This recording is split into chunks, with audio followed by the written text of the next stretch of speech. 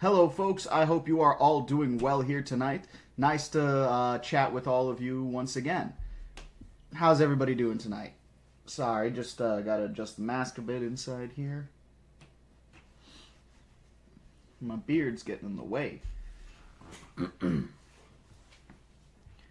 Alrighty, folks. So I told you guys I had some surprises for you in store tonight. So let's just dive right into it, right? No point in dilly-dallying and twiddling our thumbs or anything like that. Hello to everybody, though. Dr. Toxic, Quiet Kid, thanks for hopping in for the first time in the chat. Nice to see you guys. I hope you enjoy this stream. This is going to be a very fun Jurassic World Evolution stream. But before we dive into Jurassic World Evolution, some of you may have watched Jurassic World Chaos Theory over the weekend. And we're going to talk about we're going to do a spoiler review here real quick, just to get that out of the way. You know what I'm saying? Because I really want to talk about Chaos Theory. I had a blast with it, so this is your warning right here, right now. There's spoiler territory, so we're about to dive into some stuff that a lot of you might not want to hear because you haven't seen it yet.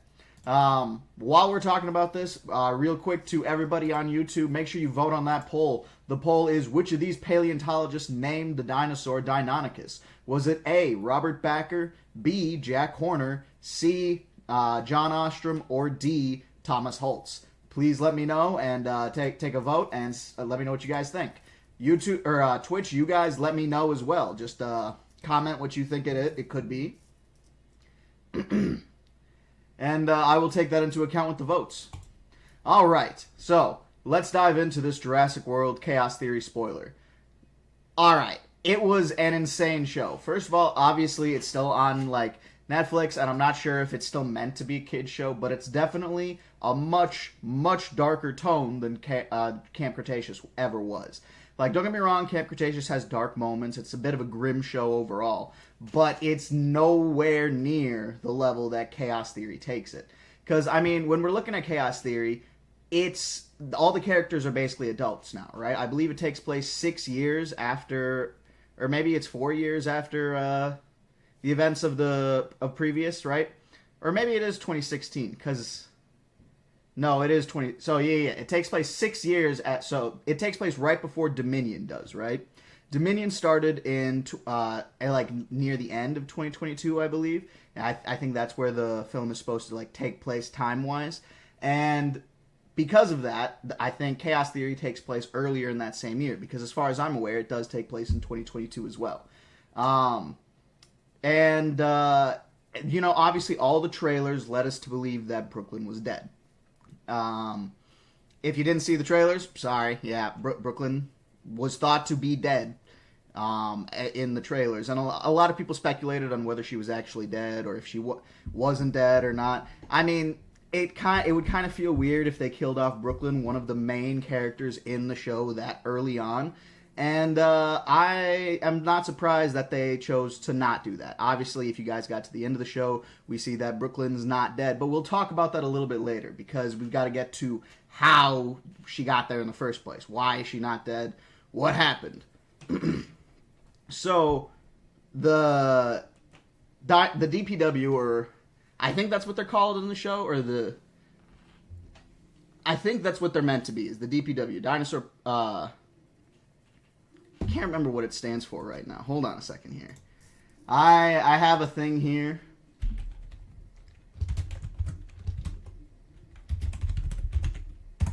Okay, so Department of Prehistoric Wildlife. Sorry. Anyways. Yes, it's on Netflix, Dr. Toxic.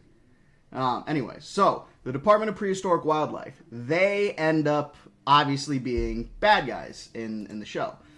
We see that they are, not all of them, obviously, but a lot of them are clearly up to no good. And the show kind of follows that mystery, right? What's going on? What happened to Brooklyn? Why is this happening? So, what happened to Brooklyn was that she obviously was investigating all these dinosaur disappearances and the dinosaur reappearances, and clearly she found out that the dinosaurs were being sold and bought.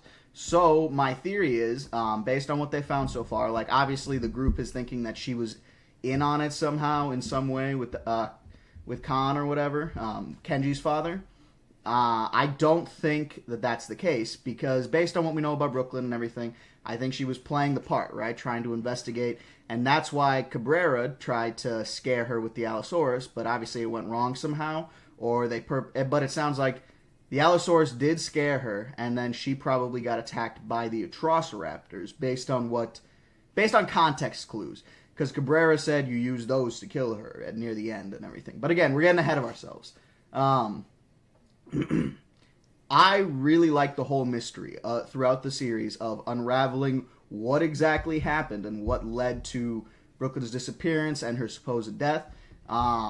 We find out that, obviously we didn't find out everything too, but we find out that Cabrera and many people in the DPW, again, the Department of Prehistoric Wildlife, they were trying to sell dinosaurs to people for some extra cash on the side.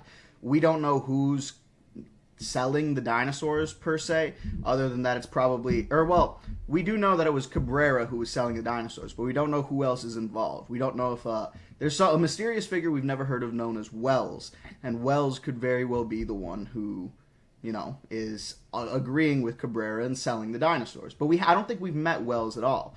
We have met Darian's boss early in the series, and we see her again at the very end of the series. She was not necessarily a bad character, and we don't know if she is a bad person or a villain. But we do know that she's possibly up to something, maybe something good, maybe something bad. We're not entirely sure. The reason I say that is because she's working with Brooklyn in some way, and we're not entirely sure what Brooklyn is up to, but I personally don't think Brooklyn is up to no good. That just doesn't really fit with her character, and in my opinion, she's doing something to try to help the dinosaurs in some way, even after her experiences on Nublar.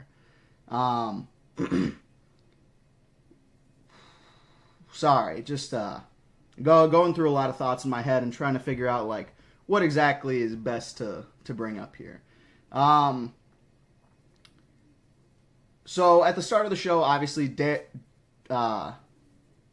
Darius is just finished working with the DPW, and he's kind of doing a solo rogue thing. When Ben and again, this is 6 years after Camp Cretaceous, so everybody's grown up now. They're at least, I don't know what age they're supposed to be. I think they were 14 in Camp Cretaceous, which would make them 20 in the show. I'm not entirely sure. They're either 14 or 15. I can't remember for sure. So they're either 20 or 21. So they're not kids anymore, right? They are full-fledged adults.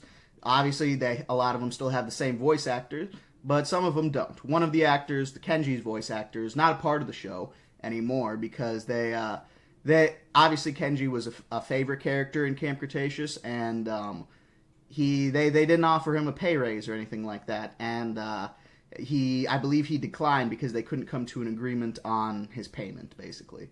So that was unfortunate, but the new actor for Kenji does a great job of stepping up and filling in the role. Don't get me wrong, you can tell there's a difference, but it's not necessarily a bad thing. It still fits within the role of Kenji.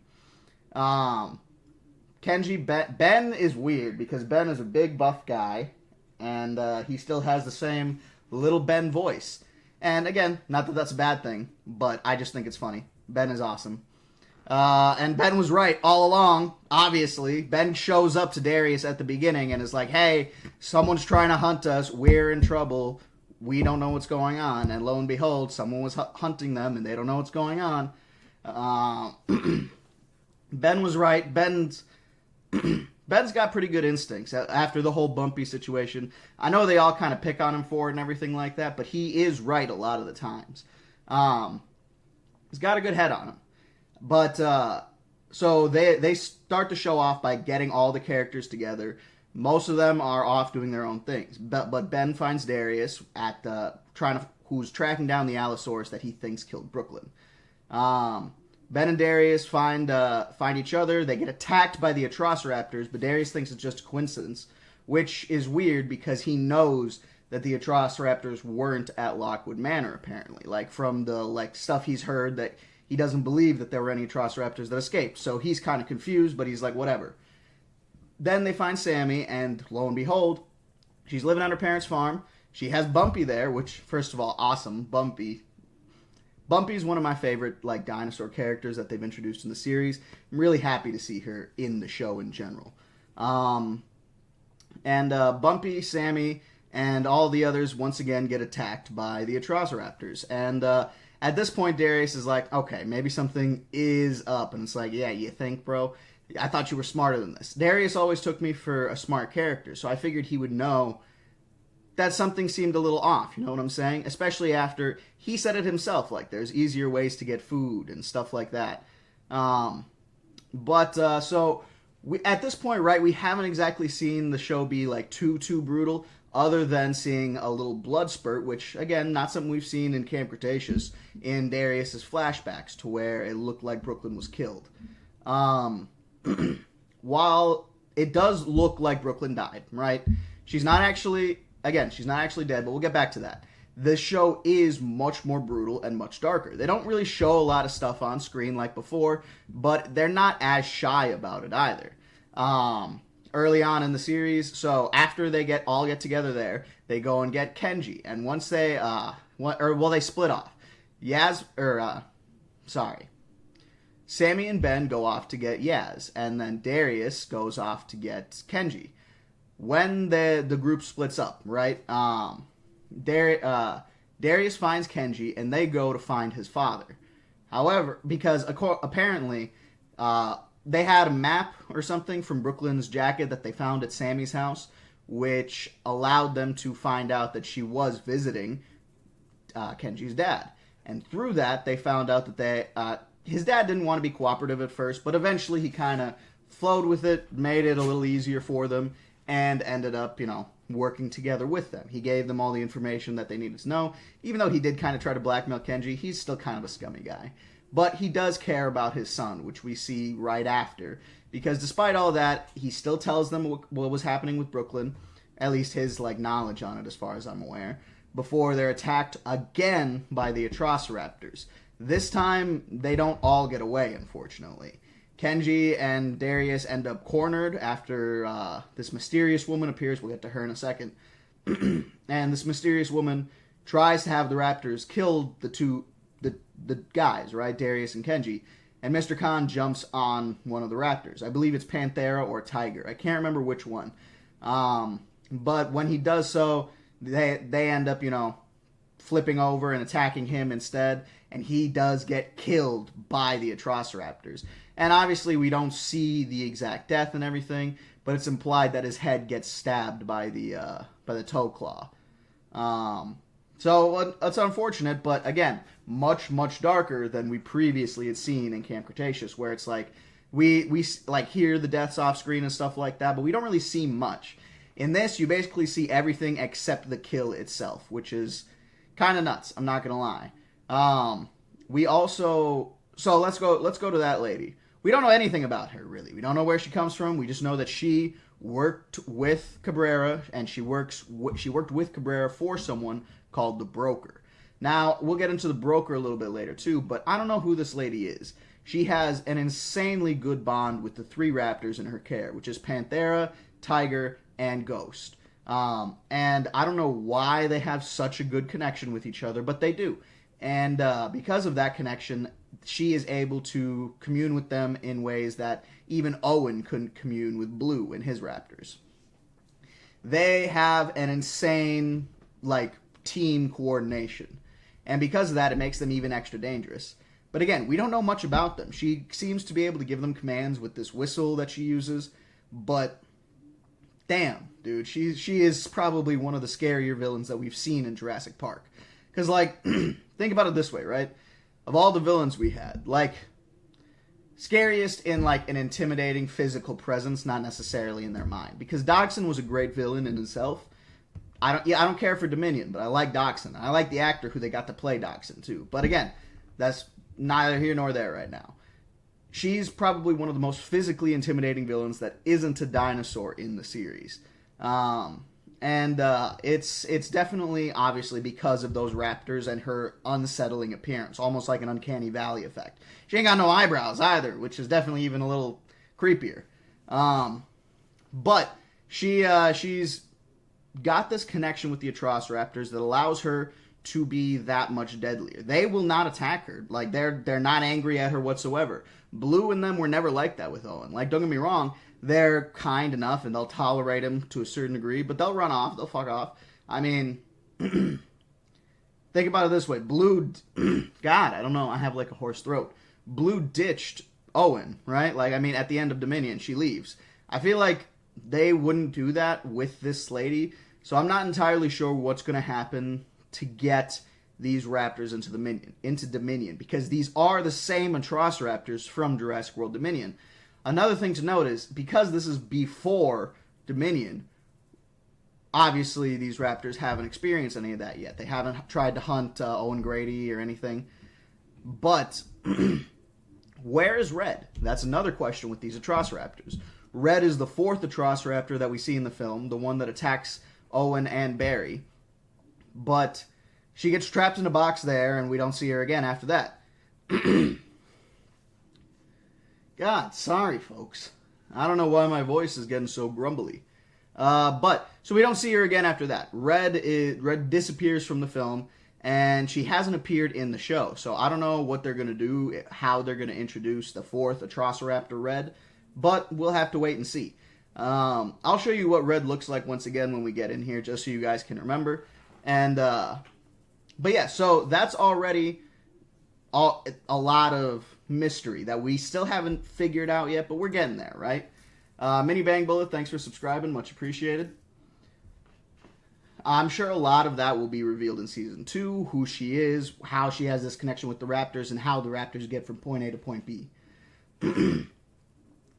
Another major thing in the films, or in the show itself, is the plot line of, obviously, the DPW is trying to scare the kids off or kill the kids. Obviously, most of their interactions with the evil DPW, they are trying to kill the kids, including when Beckel Spinax, another great addition to the show, might I add, when two Beckel Spinax attack the kids and attempt to, well, again, I keep calling them kids, but I guess they're adults at this point, but attack them and shove their van into the river. Ben, Yaz, and Sammy.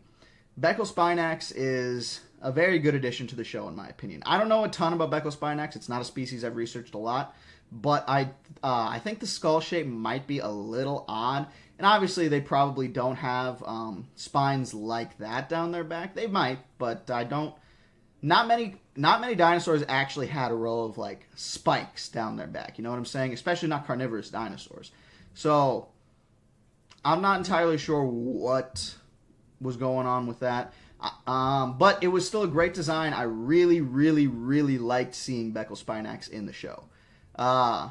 And honestly, I think the way that they're portrayed, like, again, it's much darker because they show up on this peace-loving island where Yaz, Ben, and Sammy all are.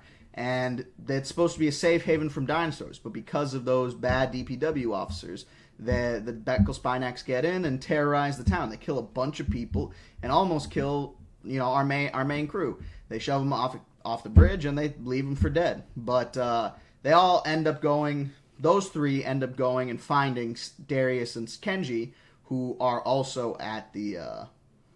Who all wind up at the same place, which is another DPW facility where there's a bunch of dinosaurs that are about to be sold. Let's see, what else did we miss? Did we miss anything? So they get saved by Darius and Kenji after Mr. Khan's death. They get saved by a man named Mateo, who was the officer there on the night that Brooklyn was killed. He was getting paid by someone mysterious, and he was actually a very key figure in unraveling the whole mystery. It was thanks to him that we discovered who was, or like where they had to go, and they kind of figured out that obviously something bigger was at play here, and someone was calling the shots. Now, that led everybody except Mateo, who ended up leaving for a while, to go to this DPW facility, finding a bunch of dinosaurs there, including a T-Rex. So I want to address that T-Rex real quick too. They say it's not the one from Nublar, and then Kenji asks if it was Big Edie, and they say it's not Big Edie either. We don't know what T-Rex that is. It's blue in color, which I think the only blue T-Rex we've ever seen is, well, okay, there's been a lot of debate about this online, but the T-Rex in The Lost World, there's a lot of scenes where the female T-Rex looks almost bluish in color. And a lot of people believe that she's more of a blue tyrannosaur rather than like a tan or brown colored animal. So a lot of people have been speculating that it might be the original Sorna T-Rex, the doe. But some people speculated that it actually is Big Edie and that they just haven't named her for some reason. But I don't think it's Big Edie either. So I think this might just be a new T-Rex, and it might be one of the missing T-Rexes from Sorna. So, for those of you that don't know, on Isla Sorna, before the events of the Lost World Jurassic Park, I believe there were 8 T-Rexes that lived on Isla Sorna. Of those 8, 3 of them were the buck, the doe, and the fawn. I don't know for sure what the kid's name was, but there were those 3 T-Rexes and so that's 3 of the 8. There was another T-Rex who was and these are all like second generation Rexes, right? This is because the first generation was only like 2 or 3 Rexes on Nublar, and these are all second generation Rexes, including the buck and the doe. Their kid is technically a third generation Rex, as is Little Edie and Big Edie, who are also on Sorna. So that leaves, I think, 3 or 4 Tyrannosaurs unaccounted for, other than the 2001 Rex. So 3 Tyrannosaurs unaccounted for on Isla Sorna. With that in mind, it's, in my opinion, the most likely answer, if it's not any of the known Tyrannosaurs, it is one of those mysterious ones, or it's one that someone just created. Though, for it to be a full-grown T-Rex at the end of this series, it would have had to have been created at least 3 years prior. And obviously Jurassic World had been shut down for quite some time, so that could lead into more nefarious things too down the road. What else? What else is worth mentioning here? Yeah, 100% Cryo King. So we know a lot of the Sorna dinos somehow made it to the mainland, whether it was through, other people or some kind of organization who all worked towards it. That's another big thing. So the male Rex in the Lost World is like a green and black and tan color. Doomzilla. Sorry, I didn't see that till right now. But getting back to topic at hand. I think so. Obviously, there's a lot of cool and interesting plot threads that all come together when they get to this DPW facility.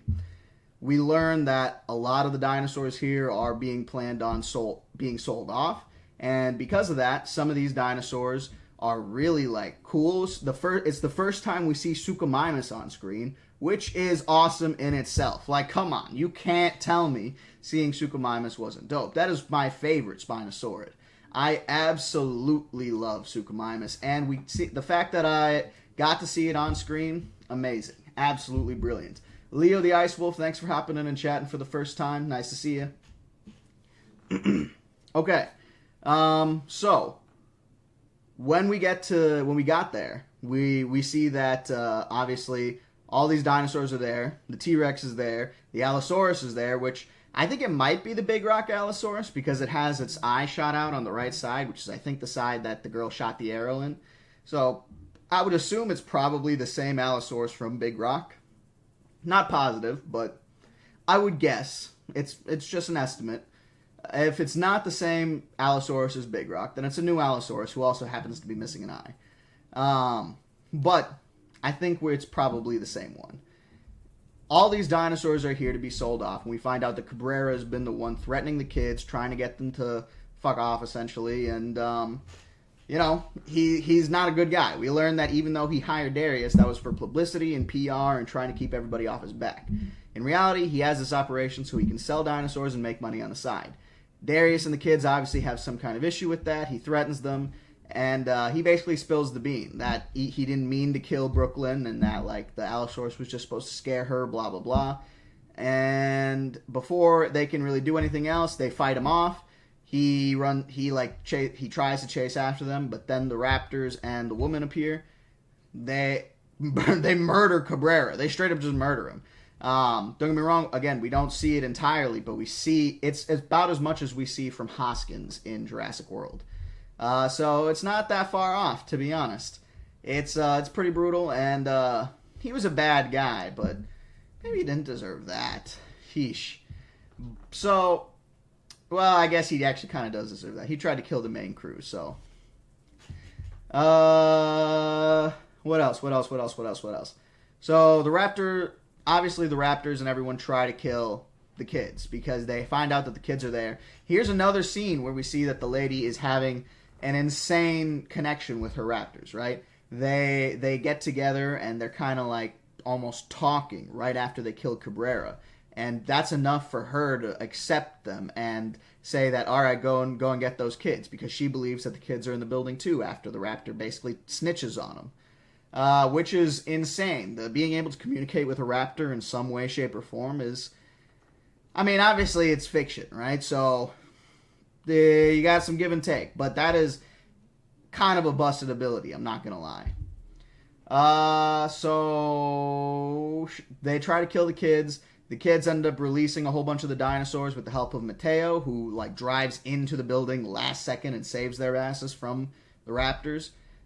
He gets out, he helps them out, and together they release a bunch of dinosaurs who end up chasing who drive the Atrociraptors off. The Allosaurus gets driven off, and the T-Rex just F's off too. So there's a whole bunch of there's a whole bunch of stuff that ends up just happening in this last sequence. And it's honestly one of the coolest things I've seen from Jurassic media in a while. The mystery of the show leading up to this point was amazing, and the action payoff was really great as well. Again, don't get me wrong, some of it's a little cheesy, like the shot of the explosion behind the T-Rex. But even if it's cheesy, you cannot tell me that's not a cool image. Like, come on, especially the concept art. Don't get me wrong, I like the actual image from Camp Cretaceous, but the concept art from the end credits scene that shows it, dude, that is insane. That's insanity. It looks so cool. I can't put it up on screen right now because I don't have it. But maybe I'll make a video post about this where I'll include a photo of that. But it's insanely good. And I was really satisfied with the ending of the show. So it ends with, another cool thing. Bumpy, we see her again here. She was pregnant and she has an egg now. And Mateo is going to take care of her and the egg while the kids all go on a boat and go after this mysterious broker character who seems to be calling the shots. He seems to have been in charge of Cabrera and in charge of this raptor lady. So we don't know who the broker is. My guess for like any character, the only ones that really make sense to me is the broker is either Henry Wu or Louis Dodgson. Henry Wu, obviously, by the time we see him in Dominion, he doesn't want to work for Dodgson. So there's a possibility that it's not Wu. But I think Dodgson or Wu makes the most sense because they're not necessarily great guys and they would be wanting to buy dinosaurs. Because the more I think that was integral to Dodgson's plan. The more dinosaurs that he had, the more the governments would allow him to take, basically. And that would allow him to monopolize the dinosaurs in a way that nobody else could. So that was a pretty interesting, again, we're not sure who it is, but I think the most obvious answer is Dodgson or someone associated with Dodgson. It could even be that one chick who we see in the movie with Owen and them that uses the laser pointer and everything. So there's a lot of places that Season 2 could take us. We're not entirely sure where it's going to take us, but we're going to have to kind of wait and see. I personally think we'll probably end up at right at the beginning of Dominion by the time we get to the end of Season 2, which we'll see where they go from there. I'm not sure how many seasons they plan on doing for this, but I hope it's as many as they had for Camp Cretaceous, which means if there's 5 seasons, there's a lot that they could potentially do. And I think my biggest praise for this show is that it gives us one thing that dinosaur fans, Jurassic fans, everybody has been asking for the longest time, which is dinosaurs in the wild. We got to see the creatures actually being creatures, living in the wild, interacting with humans in the wild, not always in a negative way, not always trying to hunt and kill people, but just being present with humans, just there. I really, really enjoyed that aspect of it, and I cannot wait to see more of that. I think Chaos Theory is probably some of the best Jurassic content that we have gotten in years. Dominion wasn't great. Like, it's not like a bad. All right, in my opinion, I like Dominion the least out of the Jurassic World films. I like Jurassic World the best, and Fallen Kingdom is not bad, but it's not great. And then I don't really like Dominion.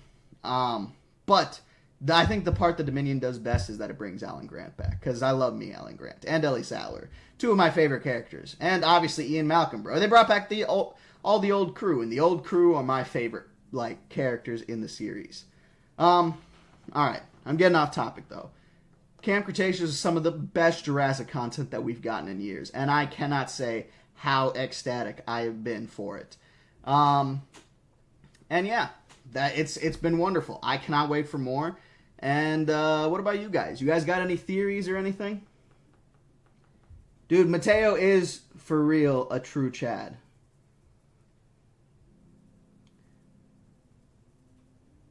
Oh, another dinosaur that I forgot to mention that we saw in the series. Pachyrhinosaurus. I really love the design, I gotta say. I wish it wasn't so dull gray in color, but I get it. But oh man, Pachyrhinosaurus is such a cool animal, and I was so happy to see it. That is one of my favorite dinosaurs as well. I was so pumped to see it in this show, and I cannot wait for more. You know what I'm saying? I'm curious to see how they're going to implement the Giganotosaurus, and if they will implement it into this series. Because if you guys remember, Giganotosaurus is already made, right? Because it would take a few years for it to grow up. It's 2022 in the show, so they're in the same year as Dominion, which means the Giganotosaurus exists and probably is in Biosyn Valley as of this moment in time. So, or if it's not in Biosyn Valley, then I don't know where it is, but I think it's one of the Biosyn created dinosaurs, so I believe it has to be in the valley. No, I don't think they had a Concavenator in Chaos Theory. They might have, but Pachyrhinosaurus. Pachyrhinosaurus did have a glow up. I think that we only see like a handful across the series, like maybe 3 or 4, but still, that's more than enough for me. We get a lot of screen time with it in the first episode. It's just very good. It was a very good design.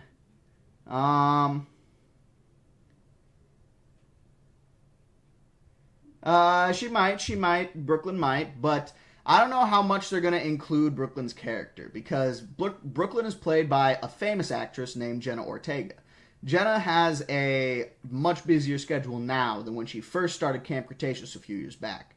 Because of that, a lot of fans aren't entirely sure whether she will stick with the show or if they'll have to recast her or what. But that's why she had such a reduced part in Season 1. But I think it's because she still wanted to play the character. She just has a busy schedule at the moment, so I think that's why they wrote it the way they wrote it. But we'll see what happens with her character in the future. Hopefully Jenna Ortega comes back to do more voiceovers for the character, and we get to see that in a bit more of an extended light. I'm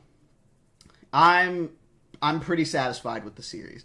Again, it's only Season 1, so we don't know where it could go from here, but Season 1 was peak.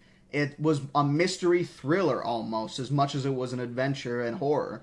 And I think it's, again, some of the best Jurassic content that we've gotten in years. It gives me really bright hopes for the future of the series as a whole, because it sounds like, they're making a new movie, so on and so forth like that. The main actor for the movie was cast recently, so I guess we'll see what happens there.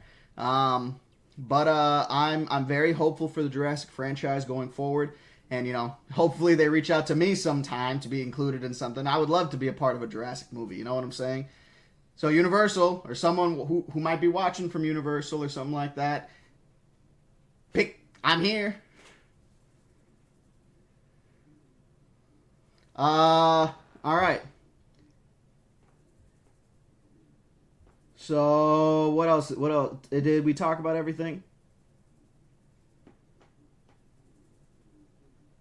I don't think Dominion does take place before Chaos Theory. Give me 1 second here. Because I'm pretty sure they established that.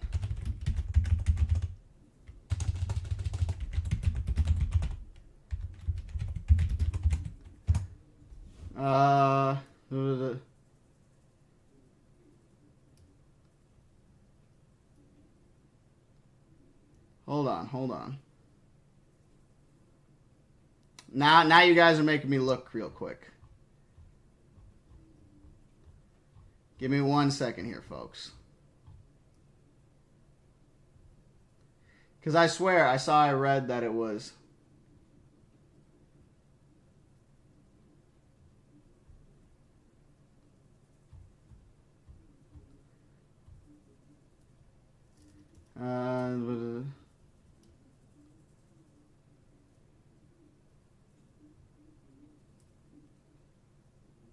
then because of...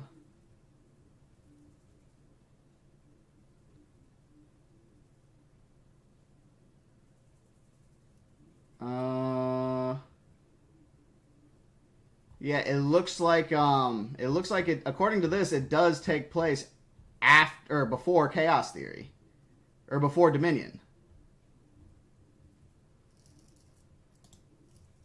Give me 1 second. I'm looking at multiple things right now, just trying to confirm with multiple sources.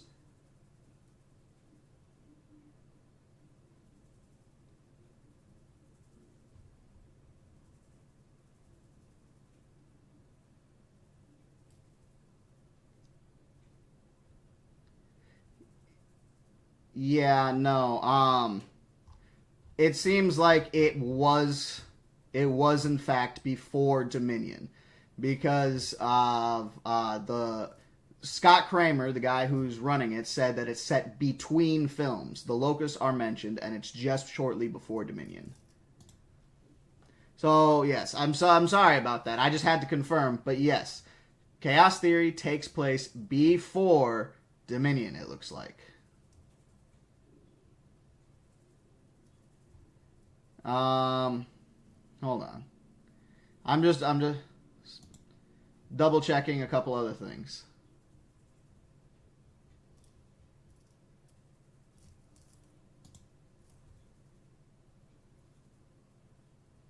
Yeah, it takes place right before Dominion, basically. So it is, in fact, before Dominion.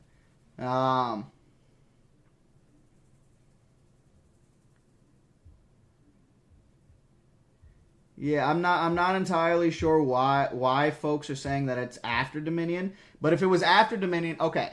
So obviously there seems to be a lot of mixed perceptions out on the internet there. And Swerve makes great content, so like I'm not disparaging him. And he's usually better informed than me when it comes to Jurassic Park content.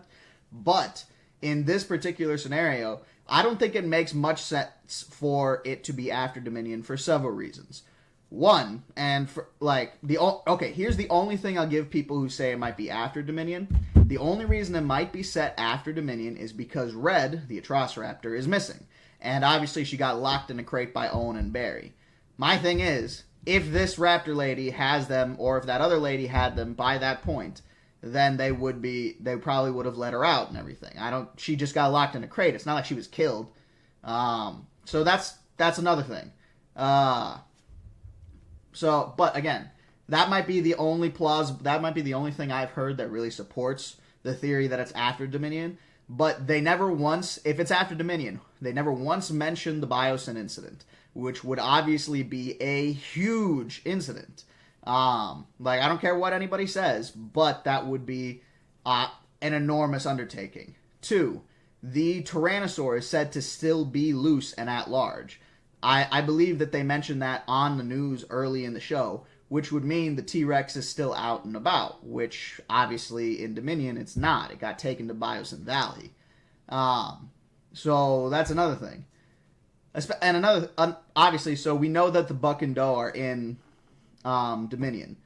If they're in Dominion and that T-Rex at the end of Chaos Theory was in fact the doe, then there you go. That's another thing, like, it can't be after Dominion. But we don't know what that T-Rex is, so don't take that as a piece of evidence. What else?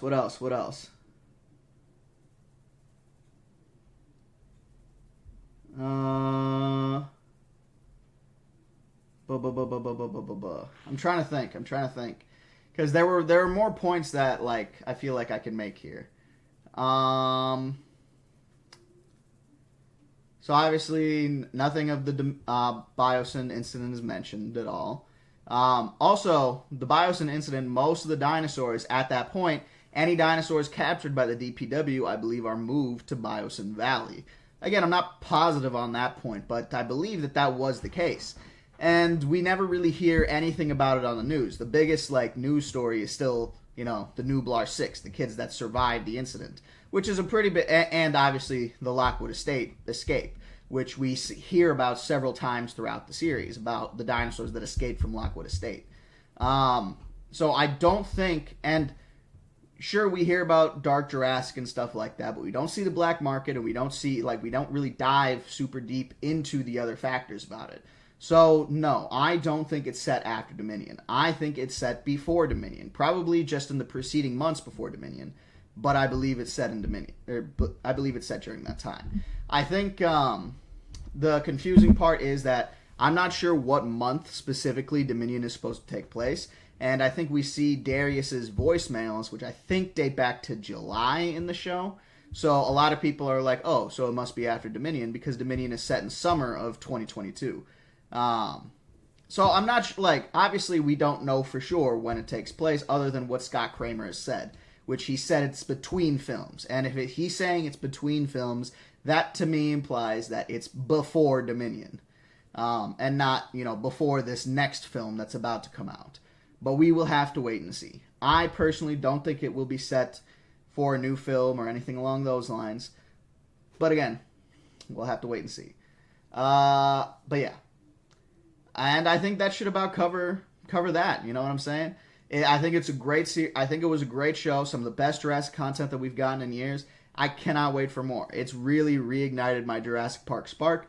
And speaking of Jurassic Park Spark, next month is going to be Jurassic June, so you guys can expect some videos with Jurassic Park themes. I'm probably going to try to do the Lost World characters novel versus film, so hopefully that'll come out, and you guys can keep an eye out for that as well. Another thing. I have a video ready for you guys that should be coming out either tonight or tomorrow. I'm going to ask you guys right now, basically, do you want it to come out tonight or tomorrow? I will let you guys pick here. I'm going to end the poll over on YouTube right now, and I'm going to let you guys vote right now if you want it to come out tonight or tomorrow. Also, on that poll, sorry folks, you guys got that poll wrong. The correct answer was John Ostrom. John Ostrom is the one who named Deinonychus.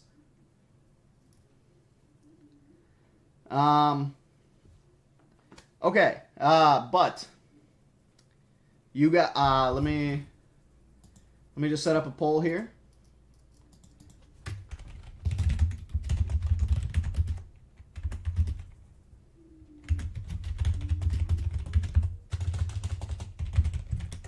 You guys are going to be the only ones who get to see this.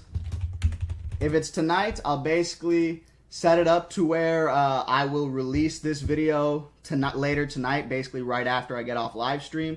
And once I'm off live stream, it'll basically go up right away once copyright checks finish. Again, I have to make sure copyright checks finish, though, so that way I can actually get the video out in proper time.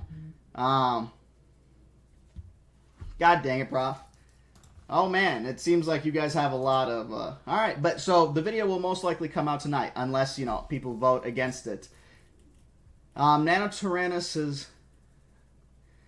I don't believe Nanotyrannus is a distinct species, but that's something that we can talk about at a different point, because that's a thing that I have to bring evidence for, and we're going to have a whole discussion about if we talk about it. But we'll do some purely paleontology streams one of these days, because it seems like you guys enjoy streams like this where I'm just sitting here chatting with you guys, and I actually really enjoy it as well. So maybe we'll do some more of this stuff in the future. But, so, I'm having you guys vote on that. So a new video for me is coming out tonight. It is my 400K special. The 400K special is my top 10 favorite dinosaurs as voted by you guys previously. So be prepared for that. It's a decently long video, not super, super long. I think about a half an hour. But please make sure you guys tune in and watch that. It would mean a lot to me. Okay. Oh, hey, Prof. What's up? Nice to see you in chat. All right, but yeah, it seems like most people want it tonight. So That's probably what we'll end up doing here. All right. Another thing that I wanted to mention real quick before we get into Jurassic World Evolution, which we will here. I said screw it, and I ended up modding the hell out of my game. It actually seems to be running fine and working well. So we'll see how long that lasts, but I modded my game, and I already edited it a little bit. I didn't put any new dinosaurs in. I've been waiting for stream to do that. So no new dinosaurs have actually gone into the park yet. I've just been building the park infrastructure up a little bit more and adding some decorations, making things look nice. So I'm going to give you guys a tour of the park when we get in there, but before that, I've already gone on almost an hour of just talking to you guys about chaos theory and, you know, this stuff coming out. So I'm going to take a break here real quick, but before I take a break, one more thing I wanted to mention is I'm about to start recording lines for a new project with InGen 2D. Previously, I've done one where I read through as Nedry for his an animated video he did of Nedry's death, and now it looks like we're going to be doing the main road. So I'm not sure who all else will be participating in this with me, but it seems like there might be more than just me who's voicing in this. So keep an eye out for that, and I will make sure to tag or to watch that video on live stream when it comes out. So, you know, always keep an eye out. But yeah, give me just 1 second. I'm going to put you guys on a Be Right Back screen, grab some water, and we'll dive right into the game. And I'm still here too, by the way. You guys hopefully can still hear me. I am just taking off the mask, drinking some water. Thankfully, Zero is behaving herself. Unfortunately, folks, Zero is actually leaving this weekend.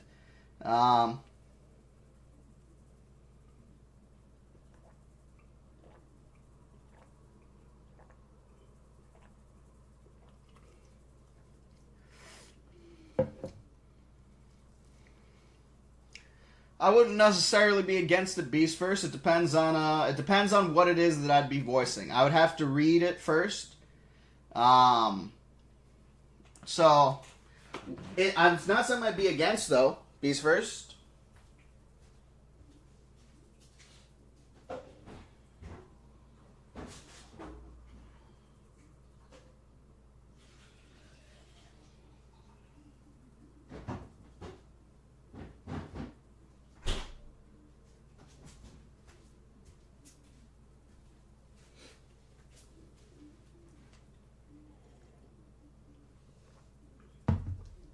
She is a very good kitty. So for those of you who are still here at the end of the stream tonight, I will wake Zero up and pick her up and show her to you guys one more time. I'll probably do that on tomorrow's stream and Friday's stream as well, just so you guys can get to see Zero a couple more times before she, you know, goes back to her own home. Well, her new home technically, because her and her owner are moving into a new place.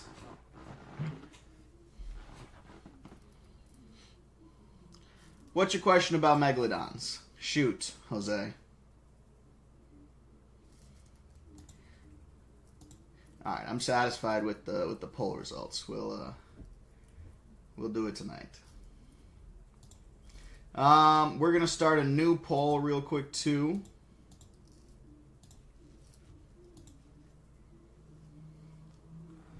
I would love to do something with Clayton Fioriti, but I don't even know if he knows that I exist.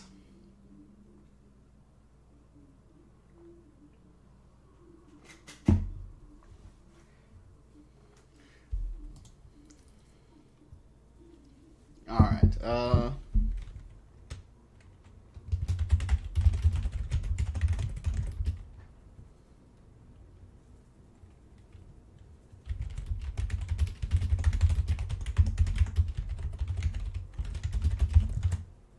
this is going to be a little bit of a harder question.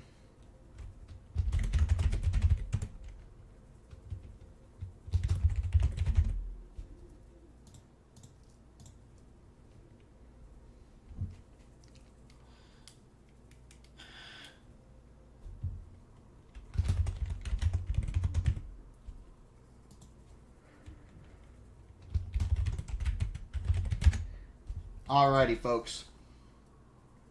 So, which of these dinosaurs has only a single specimen attributed to it? Is it A, Carnotaurus, B, Allosaurus, C, Torvosaurus, or D, Giraffatitan? You guys let me know by voting on that poll, and we'll come back to it here near the during our next break. Those of you on Twitch, please make sure you comment what you think it might be.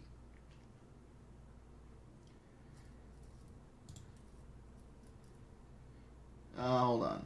What was the...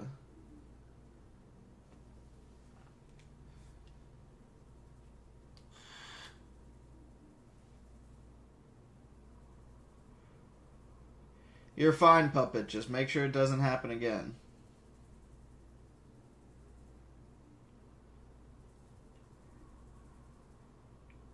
Shark, man. What do you mean? What? Your life is like a tragedy, man. Holy cannoli.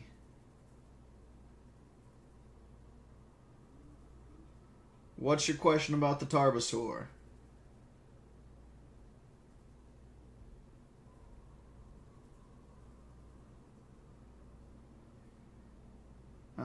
Were they the Jaws of 86? God dang it, Jose. I trusted you. I believed in you. I went scrolling back through the chats just to find you asking if it was the Jaws of 87. I had more faith in you, Jose. I thought you were better than that. I'm not even mad. I'm just disappointed.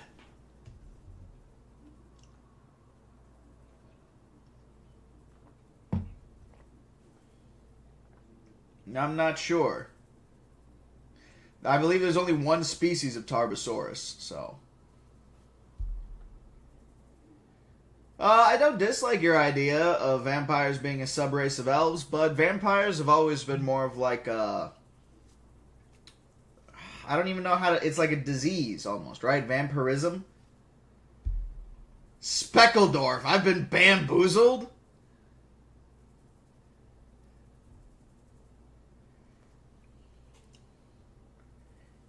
Hey, Prof, I gotta do what I gotta do, my man.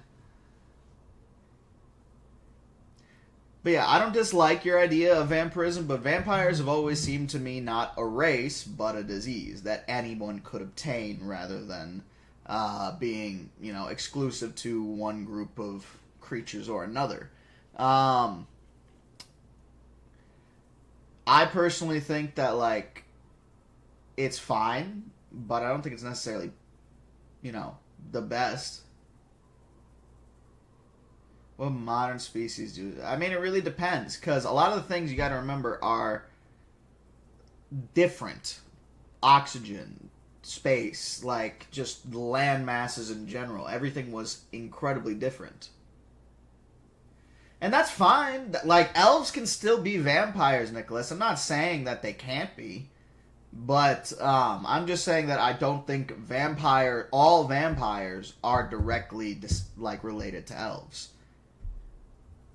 Like, I completely see where that connection could be made. I just would not make that connection. And I wouldn't really say that they're, you know, the same.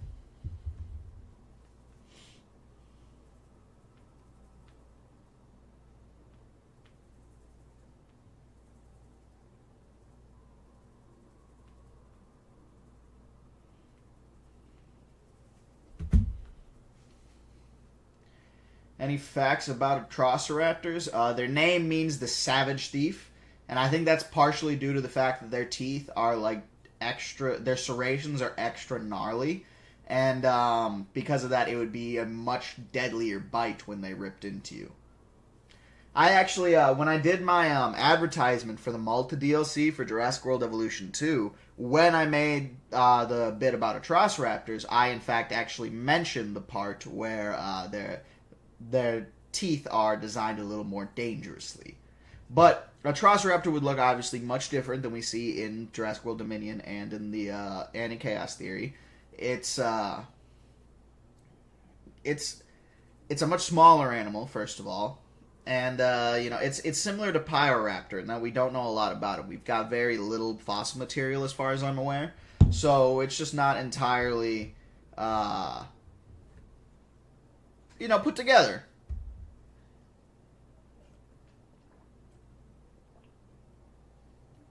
Ugh. Alright, give me just a second here, folks. I'll be right back, and we'll get actually into Jurassic World Evolution 2.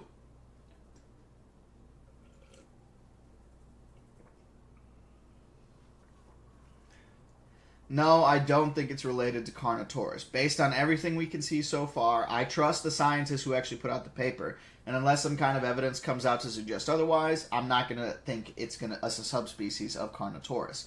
There would have to be a lot of empirical evidence to prove that. And if you are questioning if it's... Alright, so there's a new species of Carnotaurus out called... Or not Carnotaurus. See, now you got me doing it. There's a new species of a belisaurid that was just revealed called Coelacanth. Coelacanth was revealed to be a separate species from Carnotaurus. If you guys aren't sure or don't know why, go and read the paper. You can find it in several places, at least most of it for free, and it explains in pretty well detail why it's not a Carnotaurus. There's a lot of differences between the actual material we have and the known Carnotaurus material. Because you got to remember, the Carnotaurus material that we have is majority complete. So it would have to be a drastically different animal for these differences to be, to say that it's actually a female or juvenile Carnotaurus. And, I mean, I'm not going to say that that's not a possibility. But, no. I don't think that it is a Carnotaurus at all. Based on the evidence that we have right now.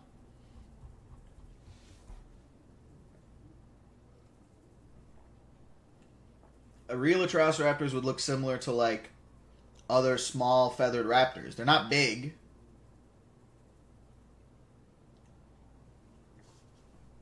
Intrusion, for real, though. Okay, I gotta say, though, no matter what, if a brand new dinosaur comes out, Sissio Purple's got paleo art out of it the second that it's out, and I cannot tell you how much I appreciate him for that. Sissio Purple is the GOAT, and if you guys don't believe that, then you don't know who he is. Sissio Purple, legit the GOAT.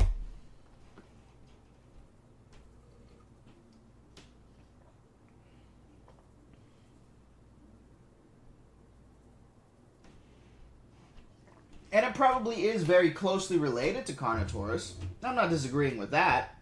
I mean, it's an belisaurid after all. But I don't think it itself is a Carnotaurus, just based on what we've seen so far. And, there might be evidence that comes out to suggest otherwise, and I'll accept that if it comes out. But as of right now, it's a unique and new species.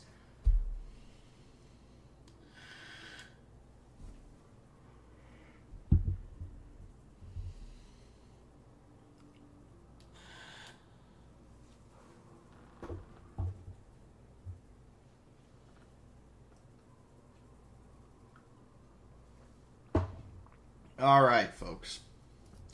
I'm going to let you guys marinate on that poll for a while. And we'll get back into this. Give me just 1 second.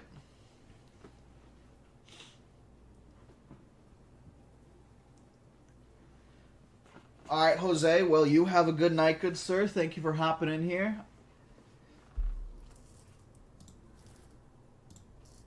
Alright, live scene. Let's get into this. Alright, so a lot of things have changed since we've been here last, folks, right?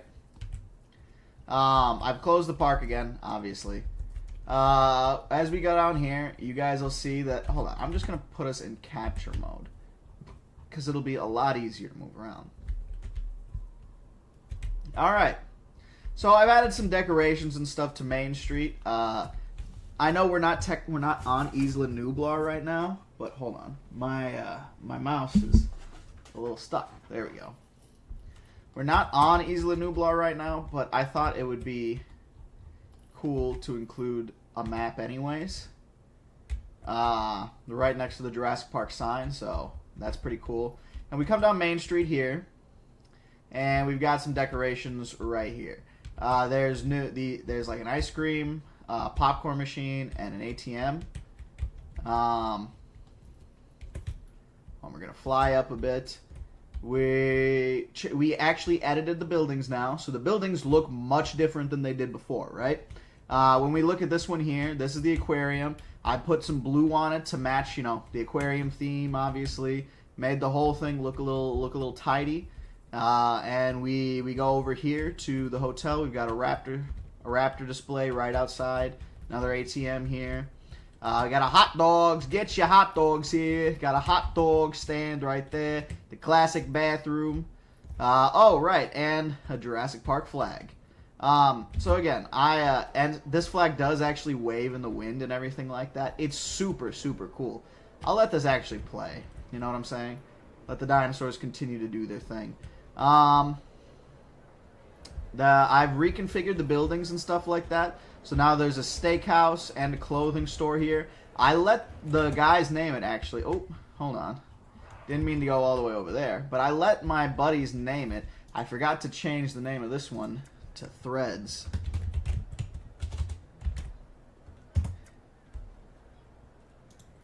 But yeah, so Threads and Steak 616. I don't know why it says Steak 616. I swear it was supposed to be Compound 616. That's what it's supposed to be. Compound 616. Not Steak 616.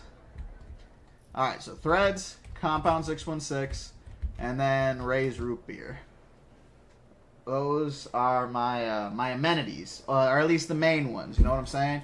Obviously, they're not making money right now because the park is closed down, but we've got some decorations. We got those decorations set up. We also got, got rid of those two things over here. I can't remember what they're called for some reason. The hatcheries. And we replaced it with this enclosure, which I'm still not entirely sure what we'll put in there. We've got a tennis court over here. And in between these buildings, we've also got this the statue. Coming down here, I think you guys have already seen this before, but we put some lights on it just to make it shine a little brighter once it hits nighttime. And I also built this wall around the main hotel down here. But we added Jurassic Park God dang, bro. My beard really is giving me some issues. Sorry, folks. So I added some Jurassic Park Operation Genesis stuff, and from the mods. I cannot remember the name of the modder who created them. I'll have to credit them later. But they are really, really well done, as you can see. Oh, okay. Now, as you can see here, it's just a little rest area. It allows the guests to just chill out a second before continuing on with their journey. And it also, you know, has it put these in as well. So these are new shops. They also, one of my buddies named this Lissa's Ice. Lissa is a Latin word for smooth. So it's supposed to be like a smoothie shop.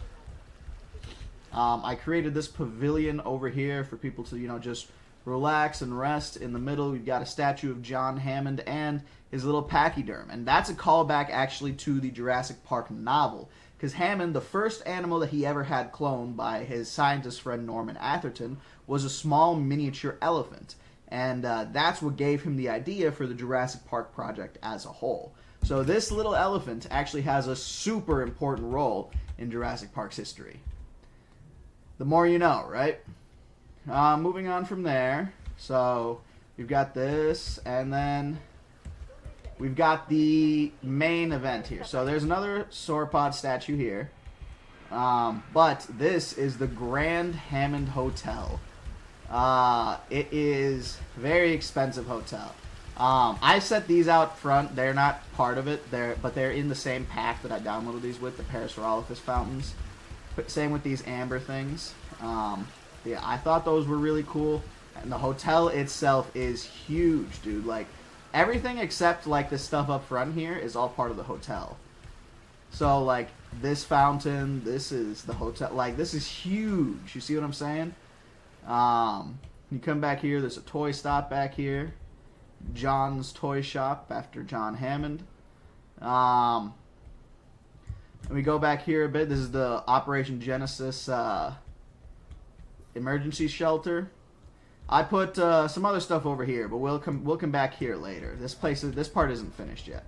Obviously, I've already shown you guys the Megalodon and everything, but we got another guest area over here that we need to visit real quick. So this part down here is not entirely complete yet either, but it's getting there.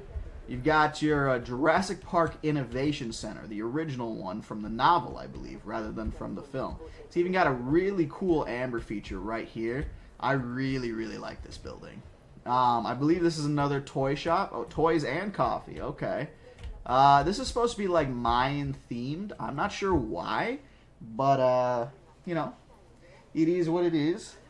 I know I still need to kind of configure these as well because they all look the exact same right now when they will not be. One is a food place, one is a burger place, and one is a like a toy store.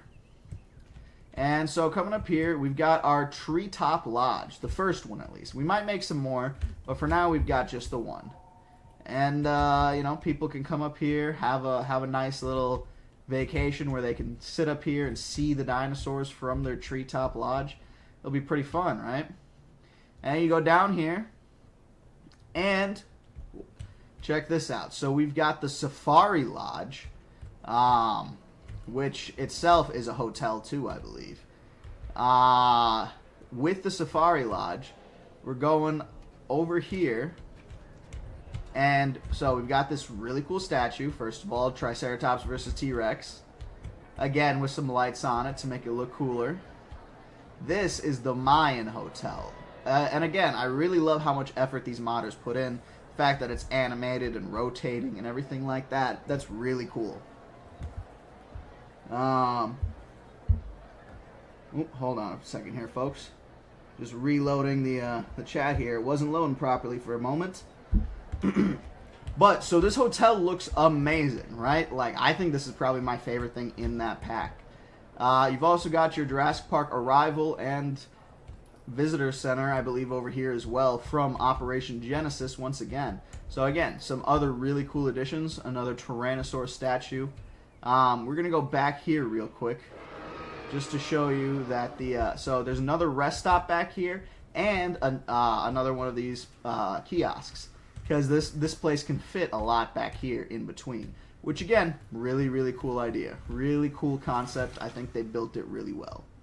And going over here to the Jurassic World, or the Jurassic Park stuff we built already with the T-Rex, I've changed it a bit. So now we've got, because this mod pack had these instead of the Spinosaurus skulls, and a gold T-Rex statue. So you know we had to put that gold statue in. So yeah, we have the golden T-Rex now. I'm trying to think what else I built or what else I did while you guys were while I wasn't here. Oh, they've got this really cool big tree that I put in the T-Rex enclosure, so the T-Rexes finally have the big tree that I wanted to give them in the first place. Oh.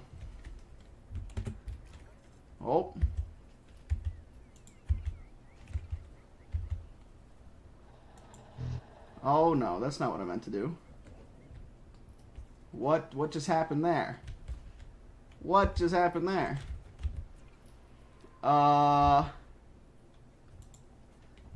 Did I just accidentally make a dinosaur?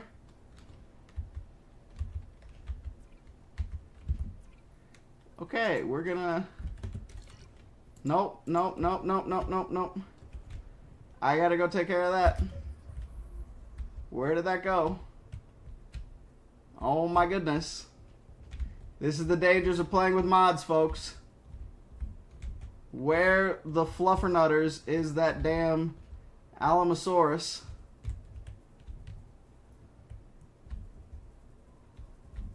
There it is. Okay.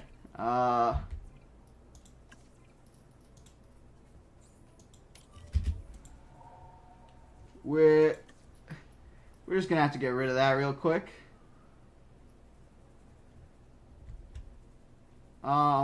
It's not moving. I'm assuming because it knows it's not real. But I don't know how or why I did that, folks. But it happened, and we're just gonna take care of it real quick, alright? Alright.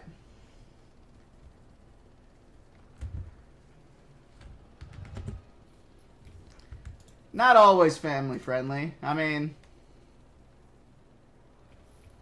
hi, animalistic anatomical nightmare.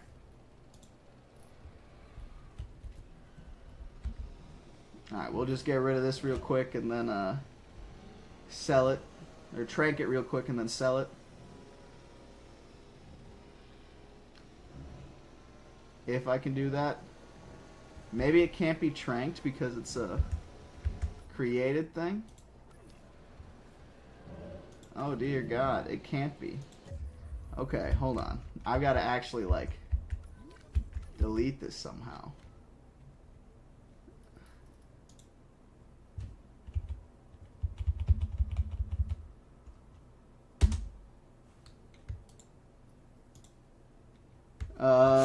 Sorry, I'm just looking at how do I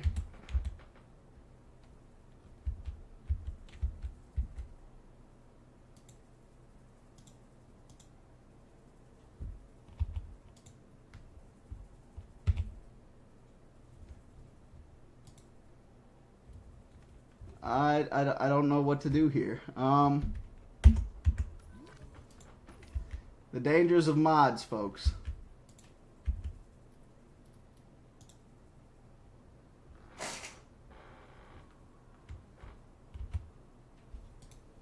Okay.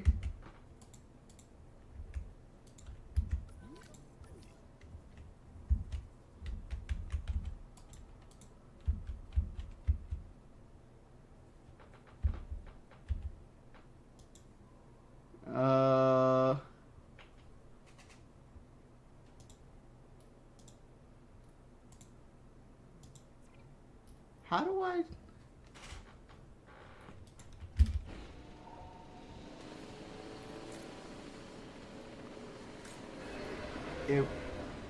I mean, it won't become tranquilized.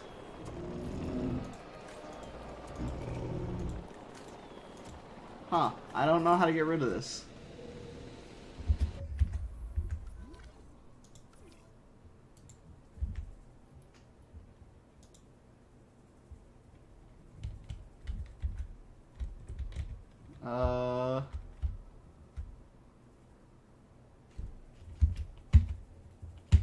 The delete button doesn't work on it.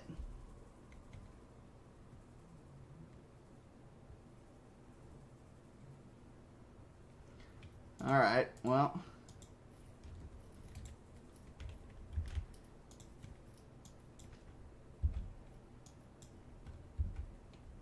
Okay, now I don't know what I did. We're just gonna do everyone a favor.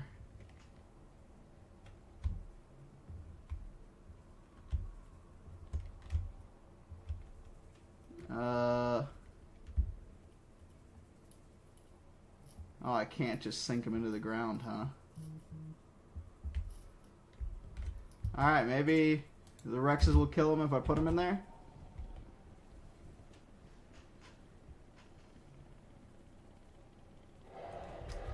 We'll just, we'll let them marinate on that for a while. Oh, wait, no. We'd have to actually make it... Ooh. Okay, hold on. What are the... Well, let's see these sandbox settings real quick. Dinosaurs.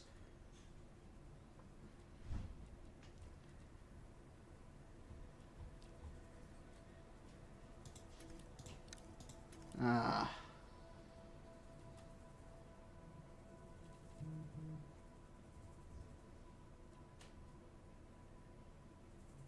Okay, well, we'll try that. Hopefully it doesn't actually kill anything other than that Alamosaurus. If actually, you know what I just realized? I don't have to go through any of this. We can just reload the original save, bro. I don't know why I'm tripping about all that.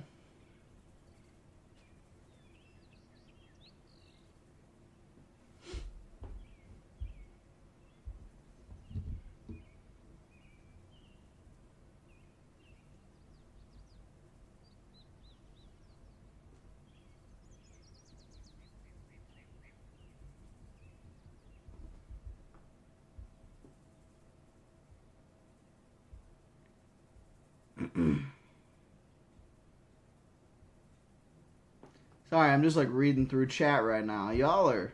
I don't really know what y'all are talking about. What's going on, Beast First? What do you need to tell me? Oh, I need mods.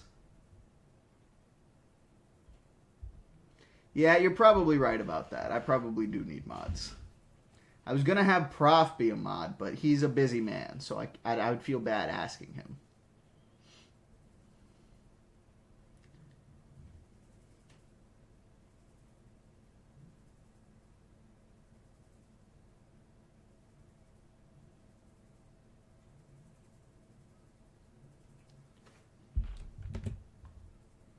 Alright, it looks like that's going to take a second to load, so while that's loading, I'm going to go say hi. RB and the Chief, thanks for hopping in right now.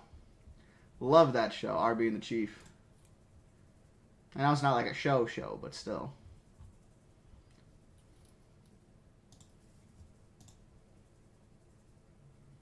It takes a second to load sometimes for some reason. I'm not entirely sure why, but I think it's probably because I have so many mods on right now.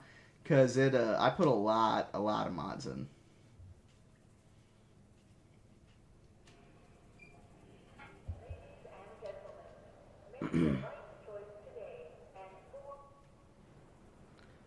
I've been alright. Just another day. Another time. I'm tired sometimes. Alright. Okay. So, what's new? I don't think it really much is new beyond what we've already talked about. I built some more fence infrastructure. Oh, but I did get some dinosaurs prepped to be released. Because, yeah, I built an entire enclosure for herbivores as well down here.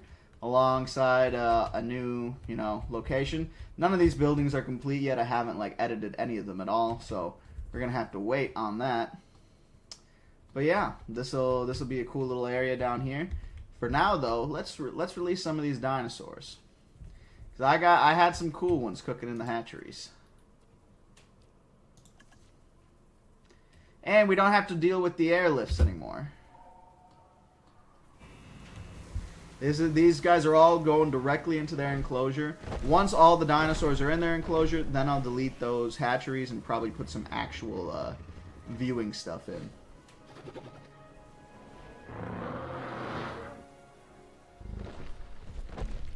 And DinoKairos going straight in.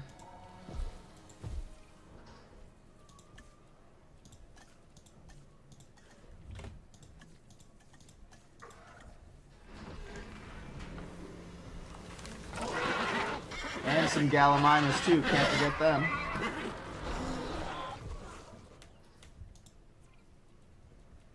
Alright. Let's get the rest of those DinoKairos out too.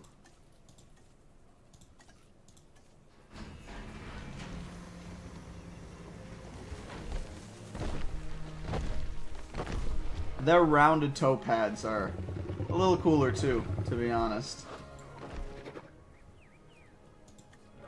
Alright, release, release. While that's all going on, we're going to release these Brachiosaurus. Get some classics in here. Who doesn't love Brachiosaurus? I mean, come on now. One of the coolest dinosaurs.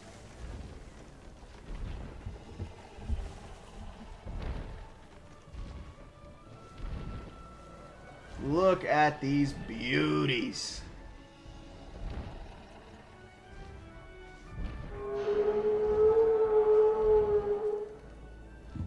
Absolutely brilliant, man. Come on.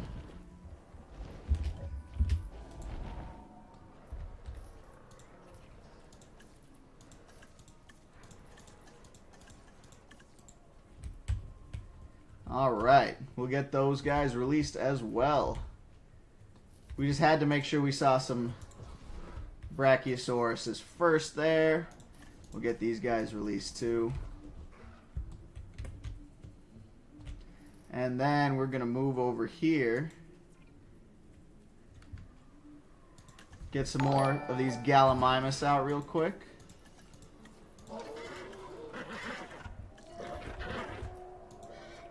And some Stegoceratops too. We gotta watch this one, right?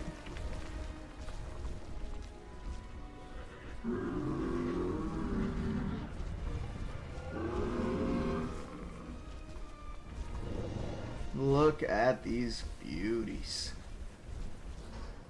Man, oh man. Stegoceratops is awesome. While they released there, I heard a notification. Sea change. Thanks for subscribing on YouTube. Much appreciated. How's everybody doing on Twitch right now? Yeah. All right.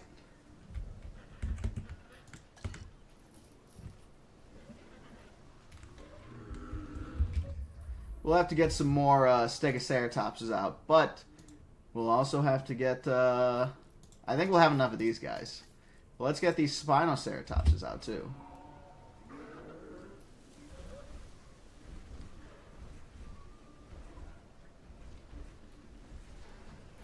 Oh, man, it didn't bring us into the cutscene for it?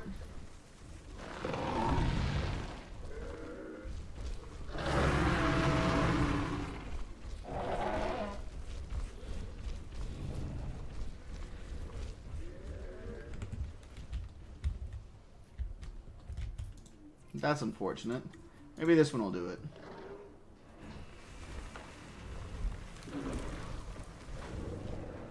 There we go. Spinoceratopses. And these guys eat from the fish feeders, just like the Dinochirus do, due to the fact that they're part Spinosaurus. Which, again, that's a really cool little detail, I'm not going to lie.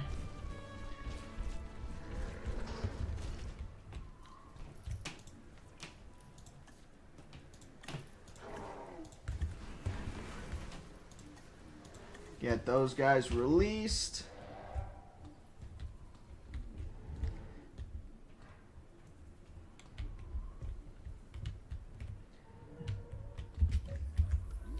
And before they start spreading too far, we're going to hit them with some new decorations we just got too.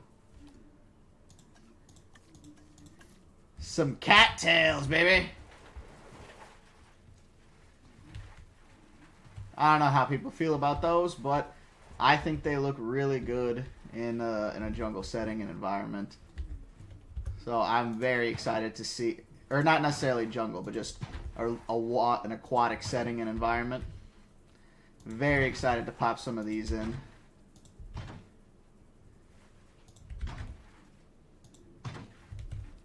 And then some of these, and some of these.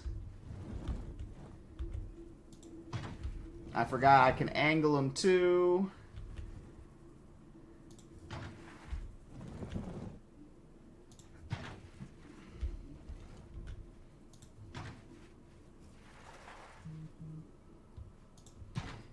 And boom, fill that in, and boom, fill that in.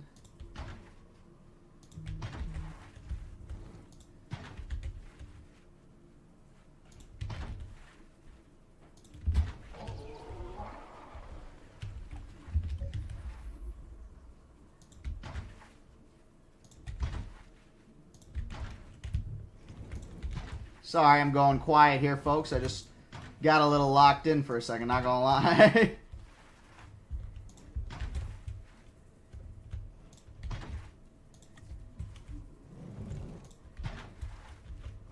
Just gotta get it all lined up. There we go. Perfect, perfect, perfect. Get some cattails in that spot there.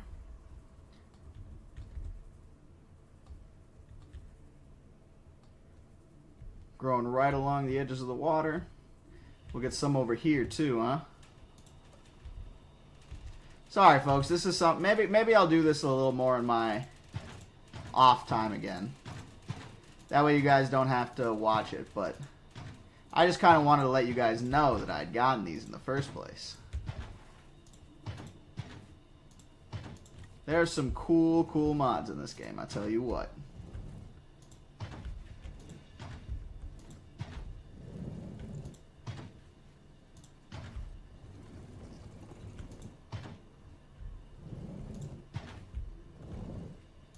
Alright, we're gonna leave that there for now.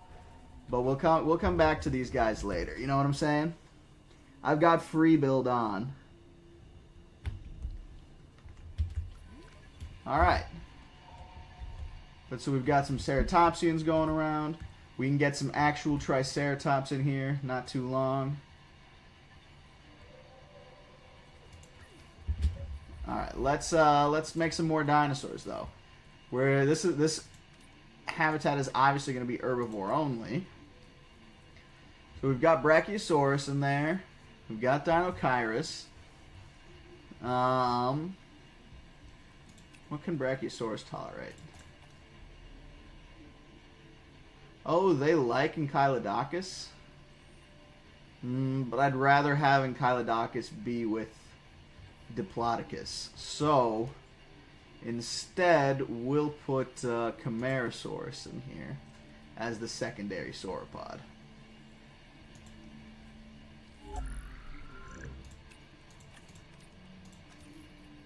Camarasaurus is honestly a super underrated dinosaur in this game. These guys lived in a time where there was nothing but giants. You know what I'm saying? Nothing but massive animals that, you know, that all competed for the same territory. And in the Morrison, no less, it was a very competitive time to be alive.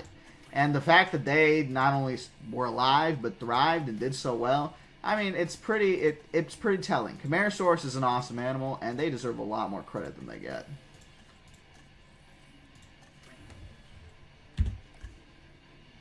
We'll do 2 full things of these guys.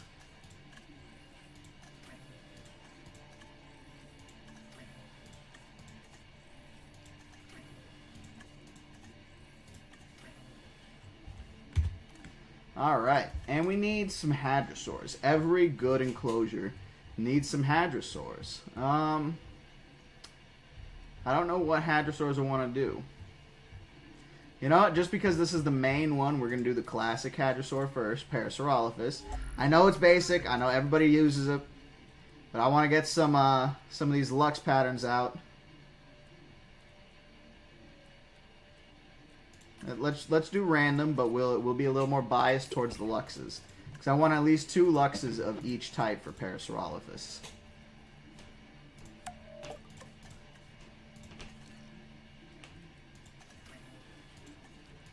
Especially because we're probably going to have a lot of Parasaurolophus.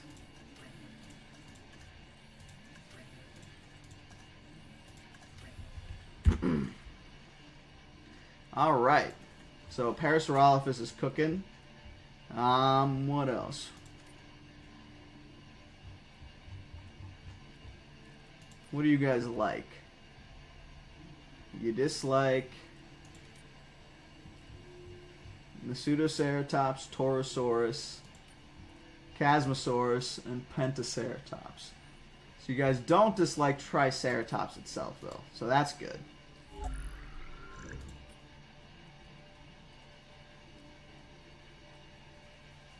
But Kita and Lady Margaret. You know, for some reason I don't recognize either of those Triceratopses. We're going to make some of all of these, because I don't think I've seen most of these.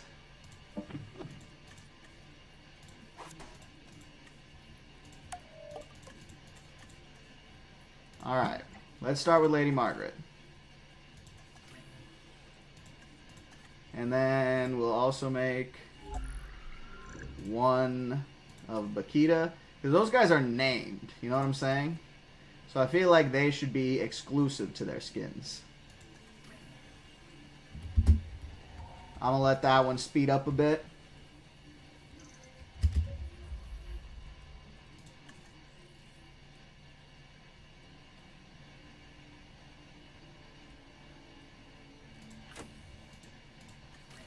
Lady Margaret. And Bakita. There we go.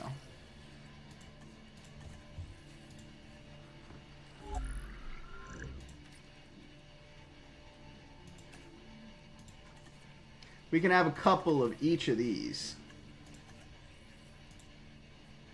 I just feel like animals that are named like that, we should only have one of each of them. You know what I'm saying?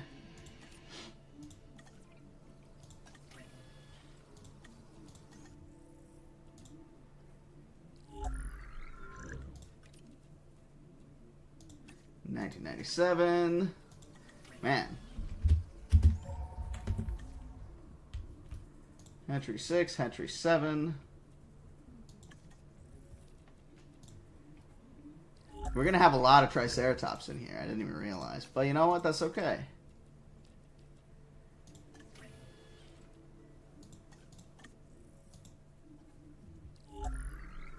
Alright. And then bada bing, bada boom. And then we'll make one more randomized. But we won't use any of those skins with this randomization.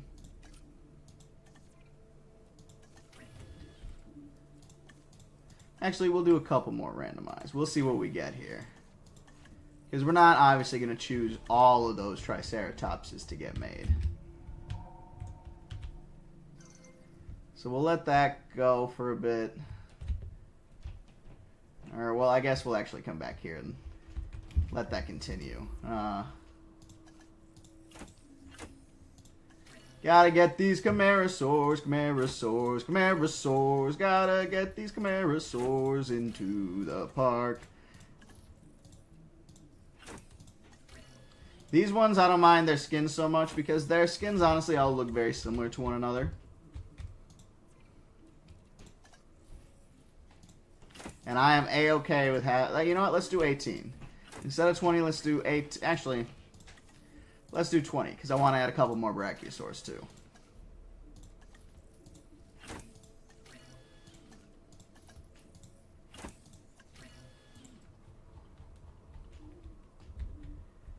Alright. Hopefully the Brachiosaurs will figure out that their main food source is over here.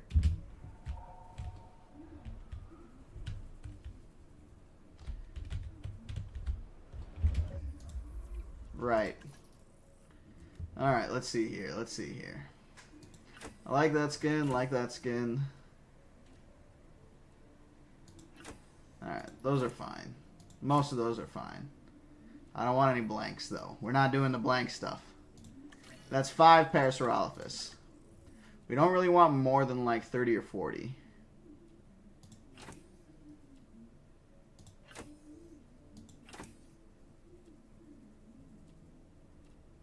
Alright. So what, that's 8 there.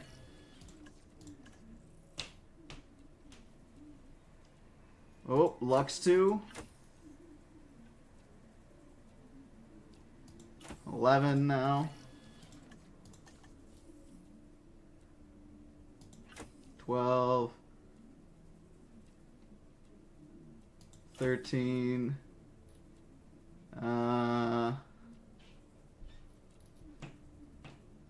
14. Screw it.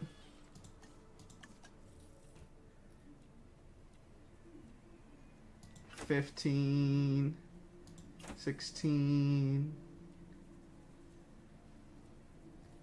17. Alright, we got 17 coming so far.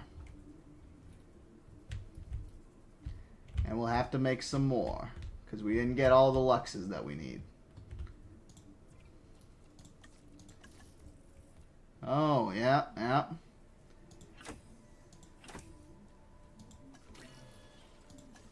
Two of those. We'll do 3 of those. So what? That's 5, 6, 7, 8, 9, 10.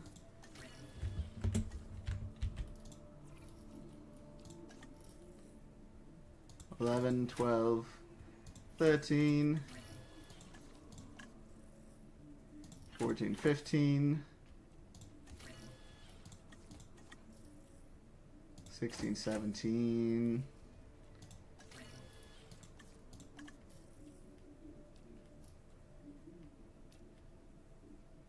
18, 19, 20.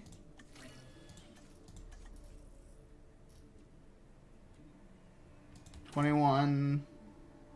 Screw it, 22. Alright, that'll be all our Triceratops.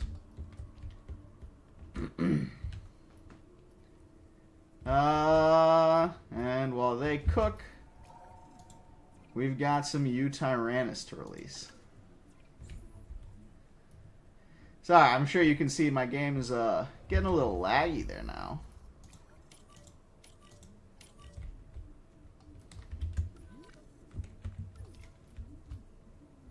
We should add a little bit more water in here for him, just kind of entice him towards the road. And then smooth it out, obviously. You can't let it just look all rough like that.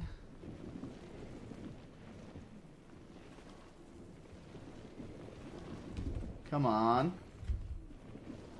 Smooth yourself out, lad. There you go. No? Alright. Well. Do I have food in there? I do not. Let's get some food in there for them.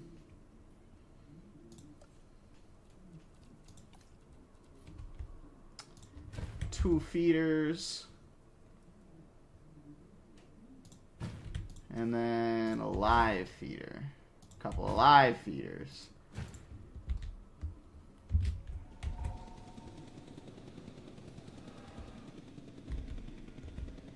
Game's gotten a little bit laggy, but hopefully it won't stay that way. Now that these guys are done cooking. But let's get these out first. I don't want the game to have too many issues while trying to focus on too many things at once, you know what I'm saying? Plus, we'll probably have to adjust the Tyrannosaurus enclosure a little bit. We'll see, we'll see.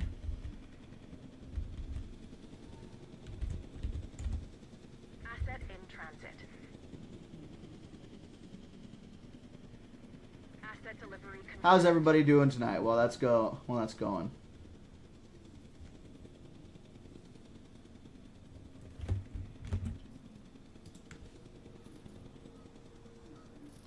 Andrew, quiet kid. Thank you guys for following, by the way. Didn't even realize that.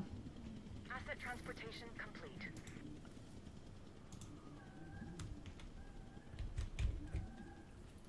Perfect. We got the first batch transported.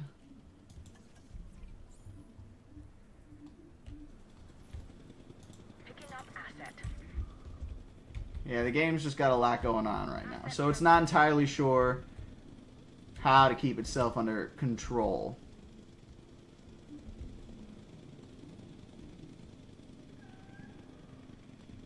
Assets in the air. It gives these dinosaurs some time to adjust as well, you know what I'm saying? Spread out across their new enclosure. Find greener pastures, as it were. Transit has commenced. Confirming asset delivery. Oh no. Someone's already low health? Oh, it's the Stegosaurus again. These guys always get low health for no reason, to be honest, dude.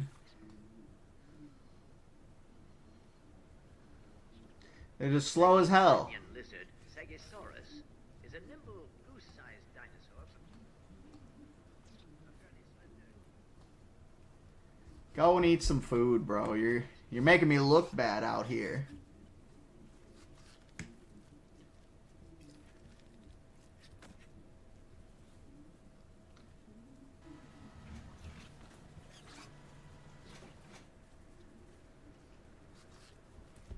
Asset being transported. All right.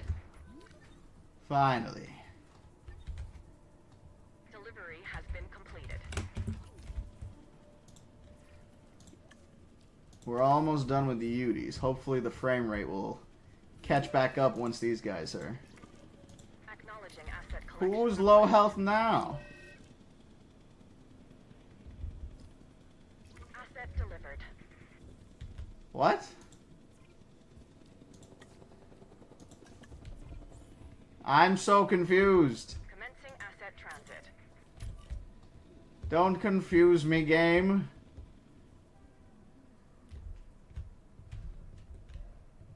Alright, that's another thing I did. I kind of brought this closer together, trying to tie it all up. We're getting close to finishing the park, you know what I'm saying? At least the main outline of the park. Only really got a couple places to go left. Transportation. Especially with how big this enclosure is.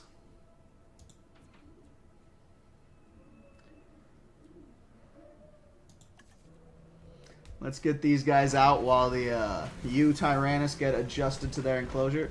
Oh, this is Lady Margaret from Jurassic World, the game. Or Jurassic Park, the game. The Telltale game.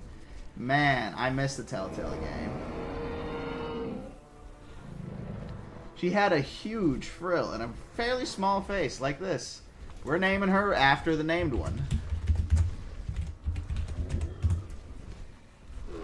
Lady Margaret.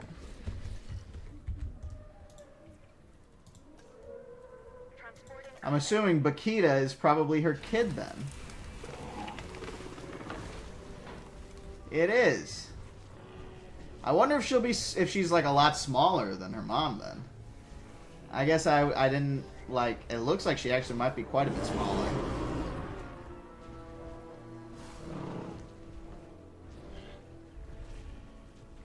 Okay. Okay. She is, in fact, smaller than her mother. Huh. You know what? We might make a couple more of these guys. But for now, we'll start with Bakita. Bakita and Lady Margaret, huh?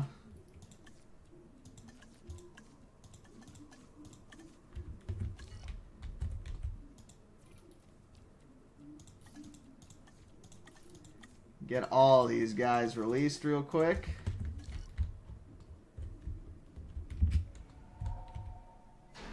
I know it was going to take me to somebody.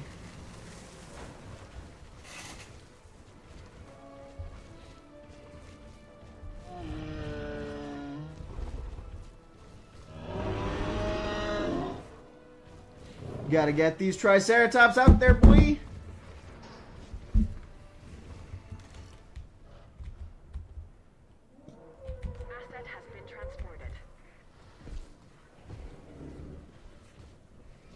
Okay, okay. I'm liking the different Triceratops designs.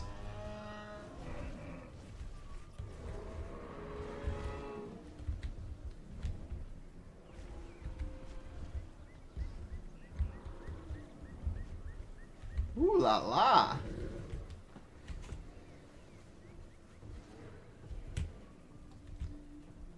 Look at Bakita. She's so cute next to the others. I'm not gonna lie.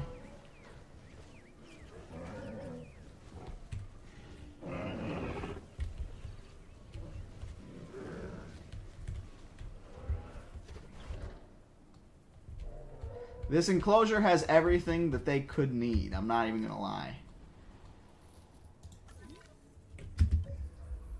What is... Uh-oh.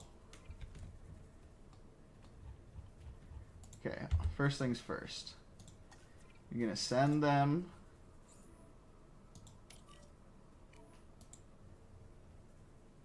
And we're just gonna do this real quick. Oh. This usually helps free them from their predicament.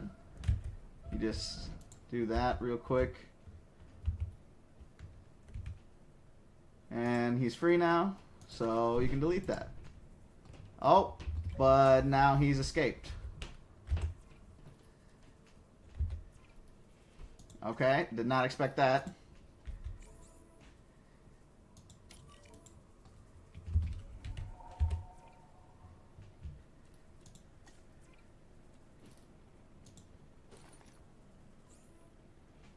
Alright, well, I guess we're about to see.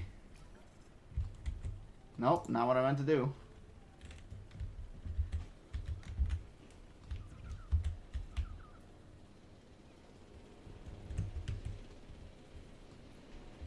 I hear the helicopter, but I don't see it.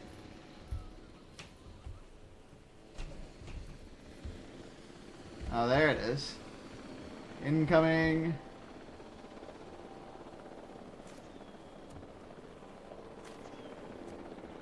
Alright. That was easier than I thought it would be.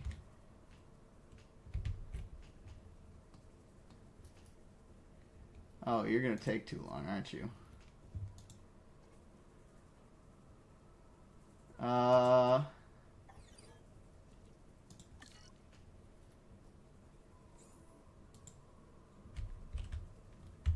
I swear, I used to think that capture teams could also... Huh. This might be bad.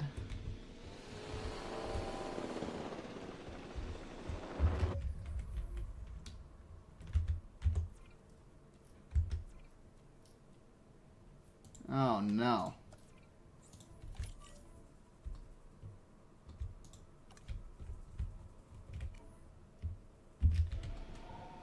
Because I don't think that the MVU is even coming anymore. What are you doing in here, bro? How did you even get in there? I swear I don't even have... Okay, hold on. That would make sense on why you're not frickin' moving your ass.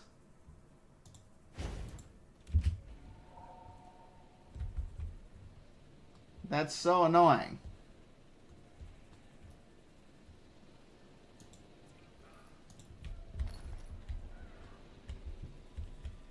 He thinks he's just gonna get out of it. Nah, you're going right back and you're gonna fix what you messed up. He done messed up now, pal. He's gonna, if he doesn't fix this, that Paleo Med guy loses his job. He's getting fired. He's going back to the Thunderdome. I'm gonna feed him to the Tyrannosaurs. Why is the park open? Who opened the park? I didn't open no damn park. Close the fucking park. I don't want no damn people in here until it's finished. Who the fuck opened the park?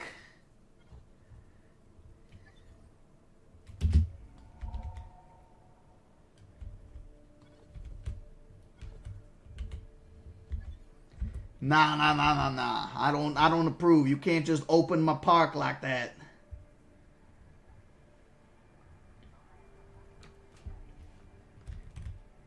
You get the fuck out of my park. You don't open it.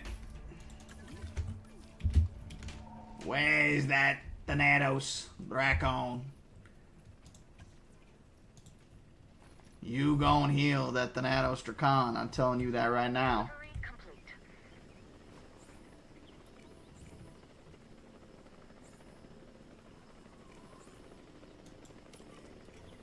What do you mean unreachable by vehicle, bro? You're right there.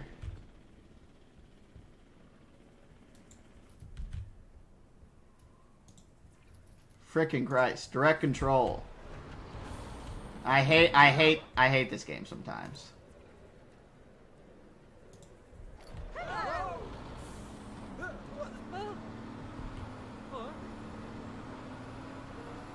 I swear to God, if I don't get there in time.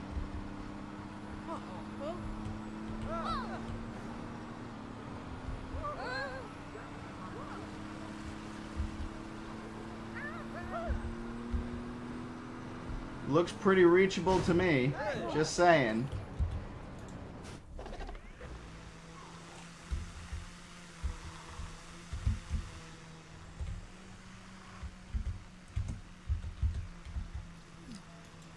Oh my God. I got there just at the end. I hate this shit sometimes.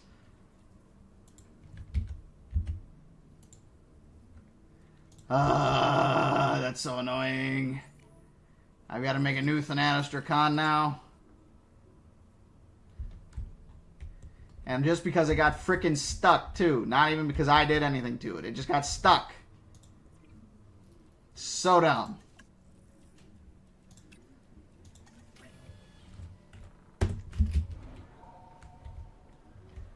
Ugh.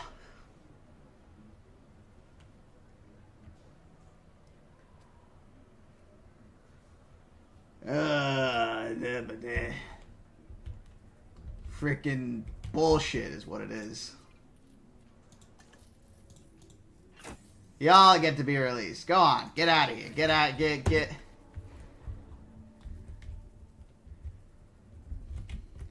Let's take a look at the Megs.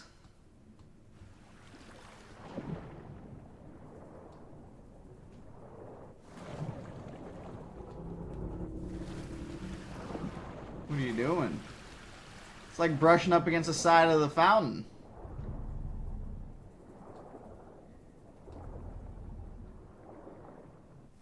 Imagine seeing this thing.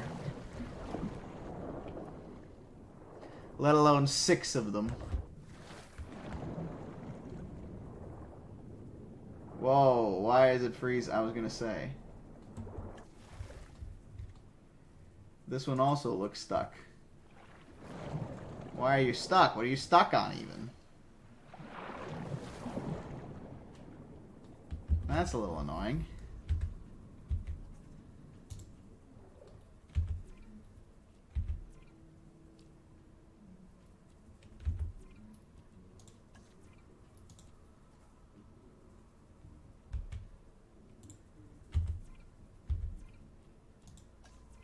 Gotta frickin' tranquilize the Megalodon to get it unstuck.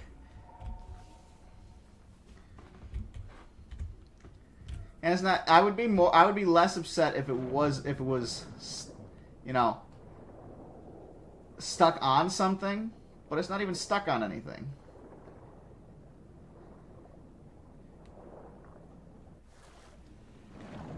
Oh, even just that little bit of a fin. You can tell how big the animal is. Oh my god. As it starts to rise out of the water like that. You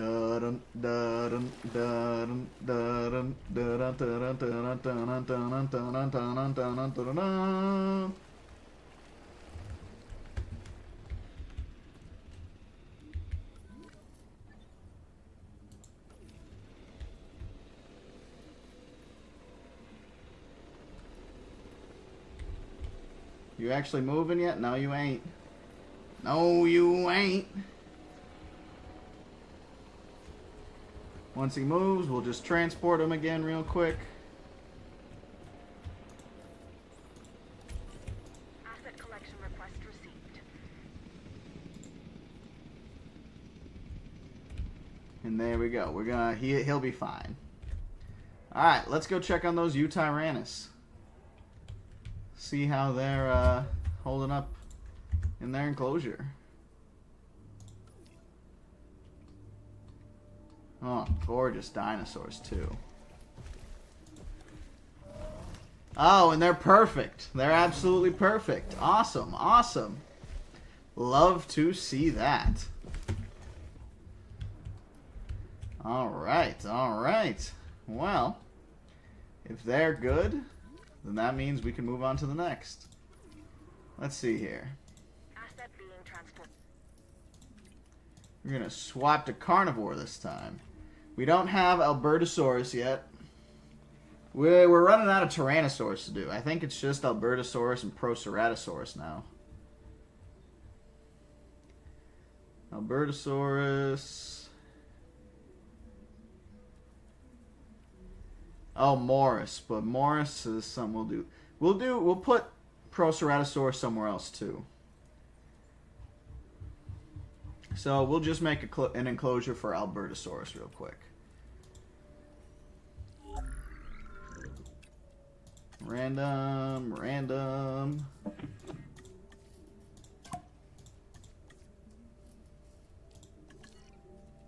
Alright, begin. How many come in a batch? 3? So let's make 3 batches.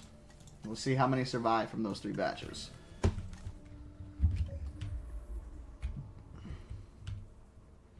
Alright, if that enclosure is big enough for them, and this enclosure is big enough for the Kenjosaurus, then we're going to make a... There we go, that should be perfect.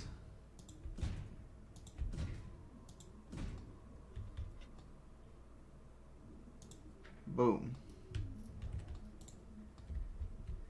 Hopefully that's big enough size. If not, we'll increase it by 1 more.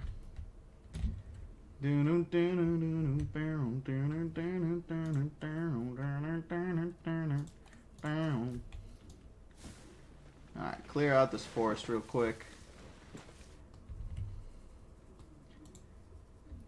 Because we gotta edit the terrain first.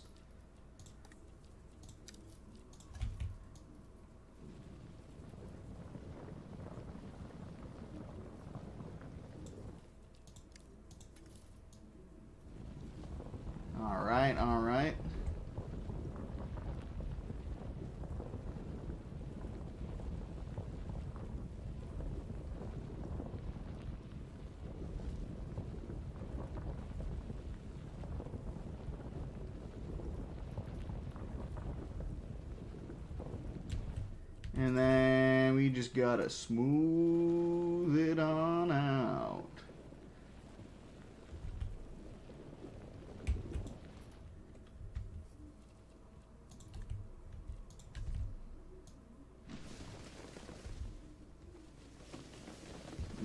Yep, okay, coming together. Seeing the vision, chat? Seeing the vision?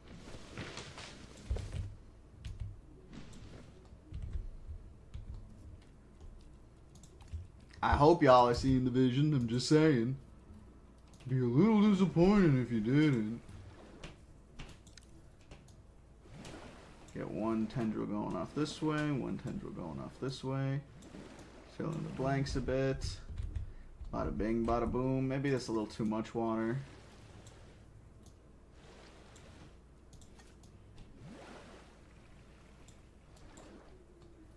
Alright, still a little too much water. Alright. And then we go in with the grass. Heck, oh.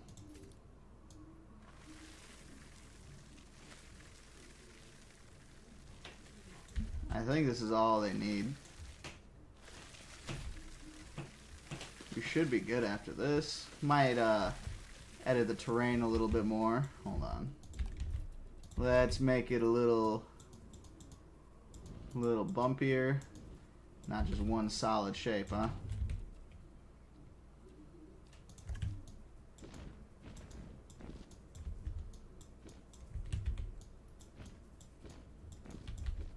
And then we hit it all with the smooth. This way nothing takes on too many rough edges. It all looks pretty neat and nice.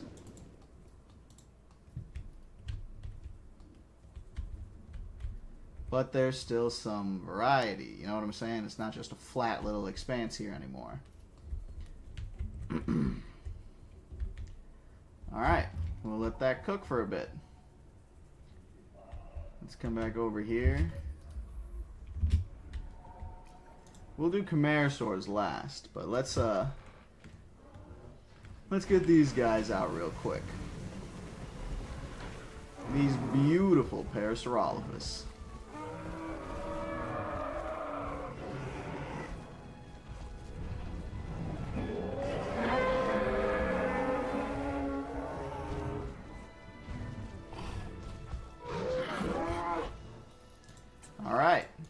Okay, so this next dinosaur, the Parasaurolophus, has a flair for the dramatic, especially where its head is concerned. It has a distinctive cranial crest, which is used for added resonance in its vocalizations and to regulate its body temperature. Alright, alright. I don't know why Isaac came in there and no one said anything on any of the other dinosaurs, but you know what? It is what it is.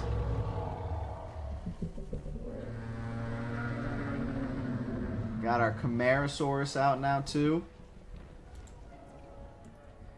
Looking good, looking good.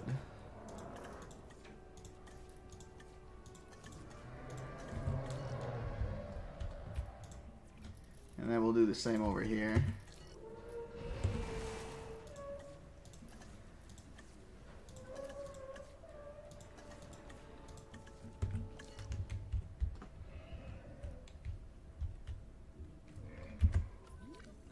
There we go. The Brachiosaurs are finally starting to find where they need to go.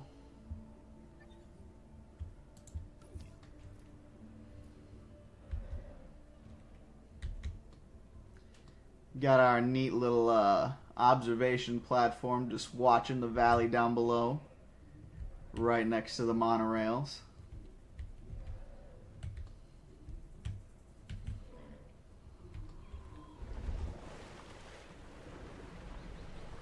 Absolute giants, dude. Even Dinochirus is a huge animal, and it still looks so small compared to the Brachiosaurus.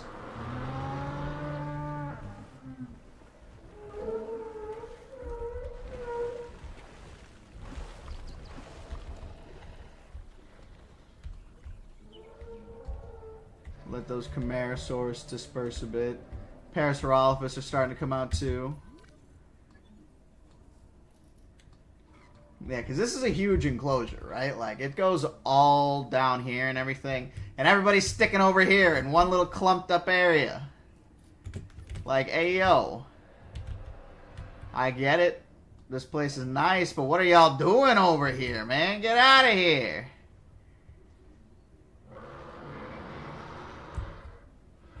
All the Triceratops are just staying in one little area. What you doing, bro? Alright, but let's get out some more dinosaurs. Alright, we need some more Parasaurolophus. We're only at 17 of those guys. Well, I just make 5 batches and see what we get out of those. Because there's a possibility we get what we're looking for, but there's a possibility we don't. Because we want at least two Luxes of the other kind. Oh, these still have dinosaurs in them. Alright, we're going to have to wait a sec on those. Alright. So, what else here? What else we got? We've got Parasaurolophus. We could put another herbivore in. And you know what? Just to kind of maintain some authenticity, I think we're going to put Corythosaurus in. Because Corythosaurus... Ooh! 2001A and 2001B? We're going to do a batch of just those.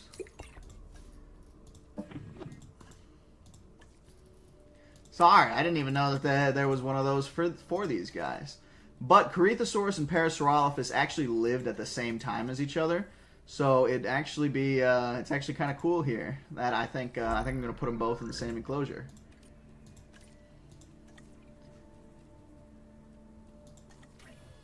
And I think they almost always succeed, so I'm going to just make a batch of each of those and then switch back to random.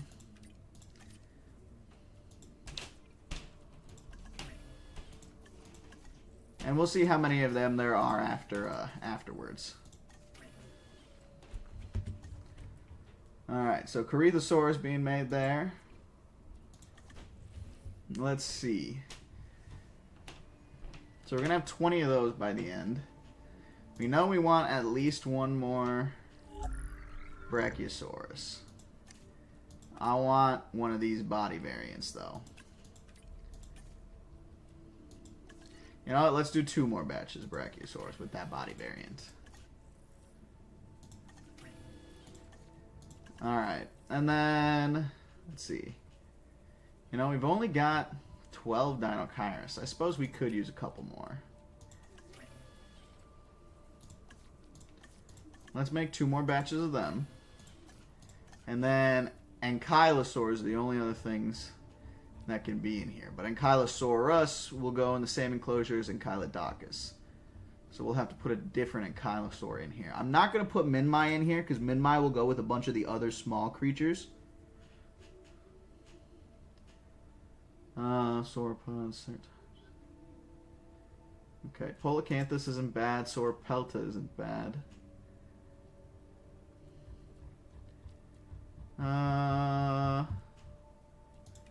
Notosaurus isn't bad either. Ooh, but Euoplocephalus, that's the ticket. I forgot about Euoplocephalus being in this game. Amazing Ankylosaur, to be honest. Probably one of my favorites.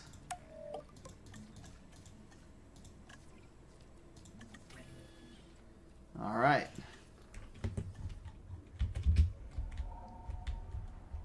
And now we, once again, will let them cook for a moment.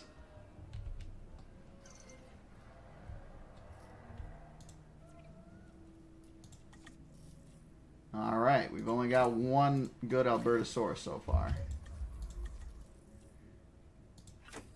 2, 3.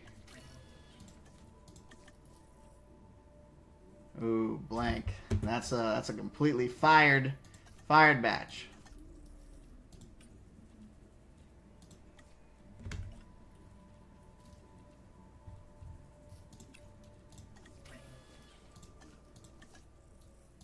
So we got 3 of them so far.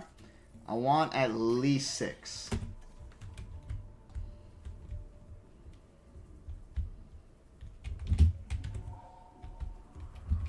Oh dang, they're all already okay. Alright.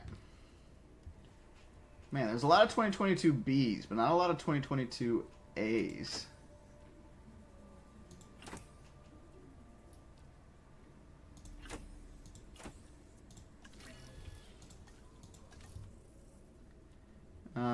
That's Lux 2 again. We'll still take that, but...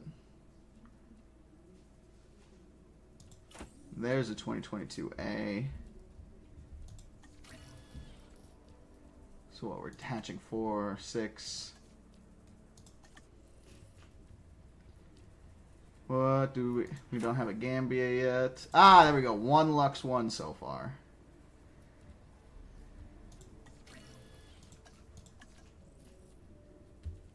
We don't have a Svalbard yet.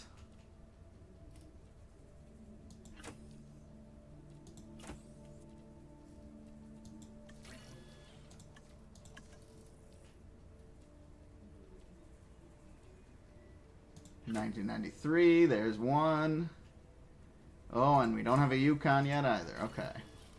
So what is that? 4, 6, 8, 11, 13 plus 17. That'll put us at 30, so we'll probably do 1 more batch of Parasaurolophus after that one.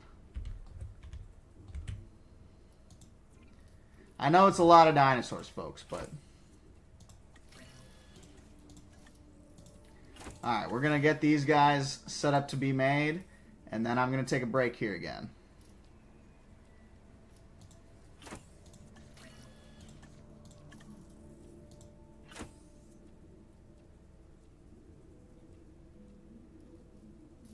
Yo. 3 of those guys were all the same color and pattern, bro.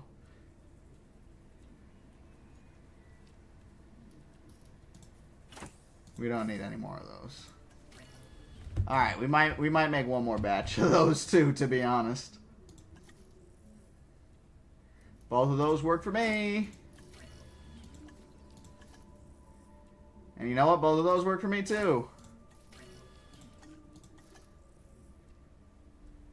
I don't remember what ones we have, so you know what? We're just going to take what works.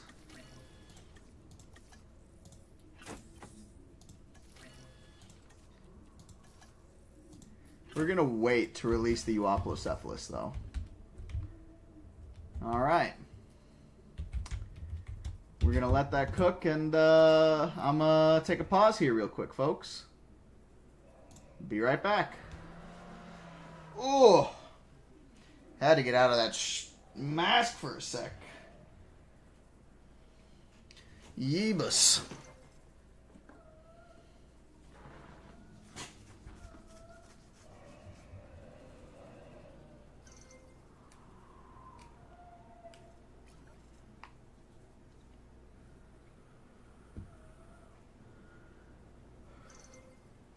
Phoenix Games, thanks for subscribing. Much appreciated.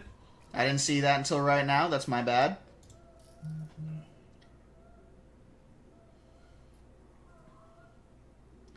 Another dinosaur. Oh, Arby, it's sad to see you leave.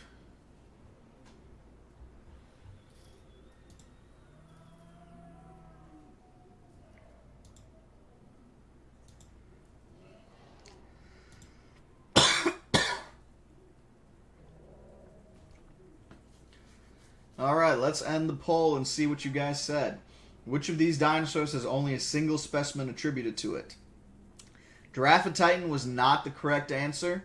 The correct answer was Carnotaurus.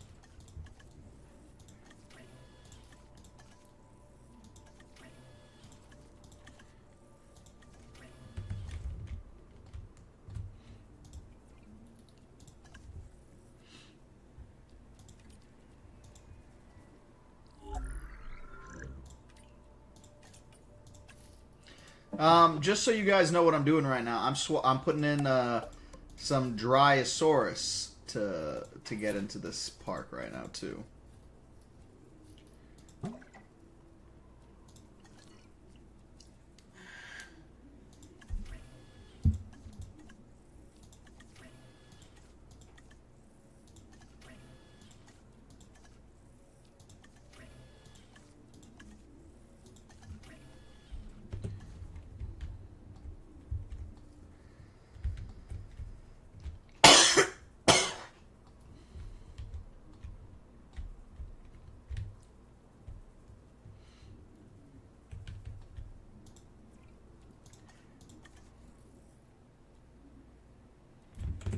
I think I already have a Killian Mountain Albertosaurus. God dang it.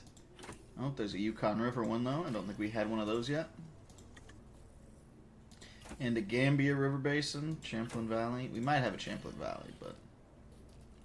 1, 2, 3, 4, 5, 6. Yeah, we'll do one more batch.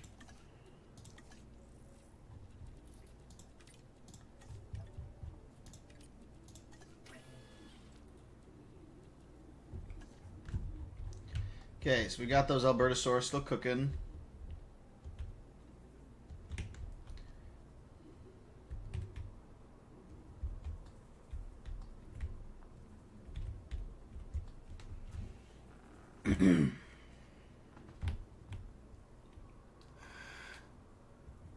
Oh, hi, Cinders.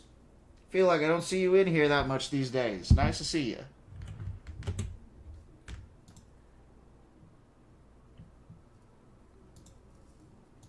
What other dinosaur would you be getting, Leo? Let's give these guys time to spread around a bit. It'll also give me time to finish up these batches too. Get them ready for release.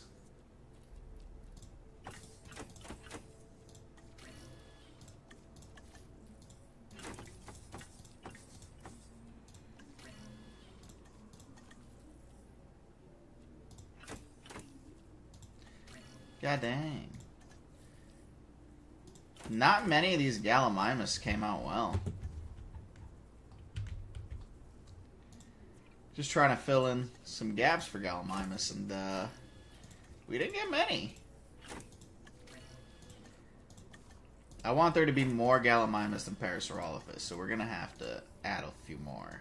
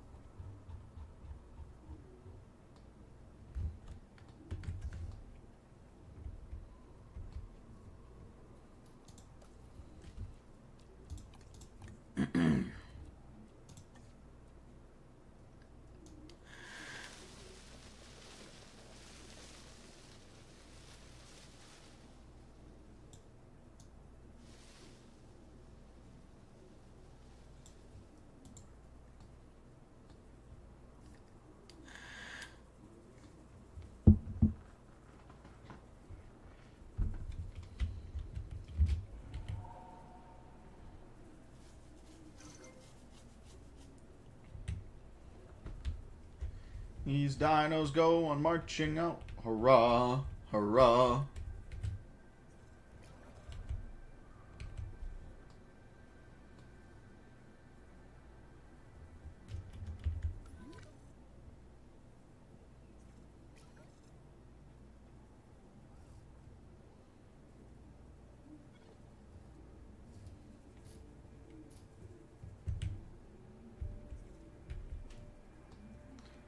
Oh. I guess I never realized I didn't connect the two over here.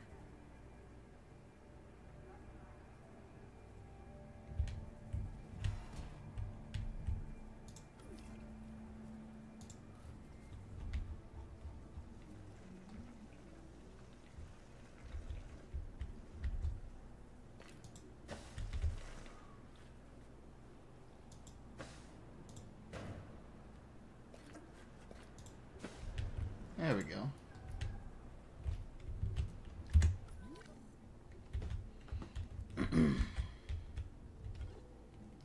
Connecting the tour tracks.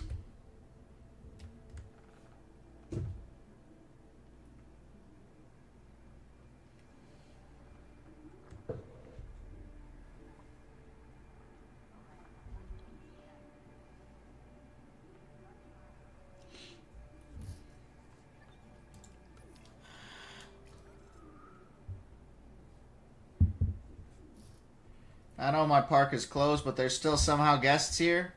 God dang it. Guests ain't supposed to be here yet.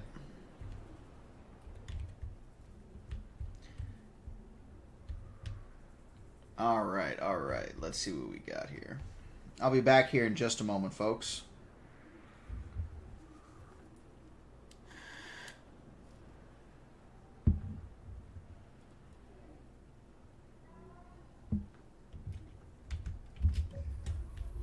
You know, I'm gonna add another hatchery here real quick too while I'm while I'm finishing this up, just because we could speed up getting some of these animals out there.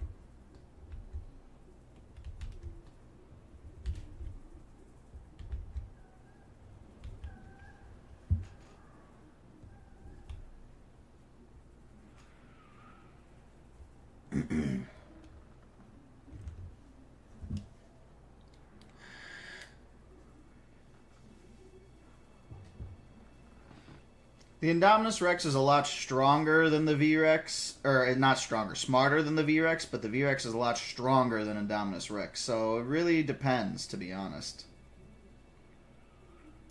I don't know if you guys have ever seen this this guy, Seal Animations. He did a great animation about it.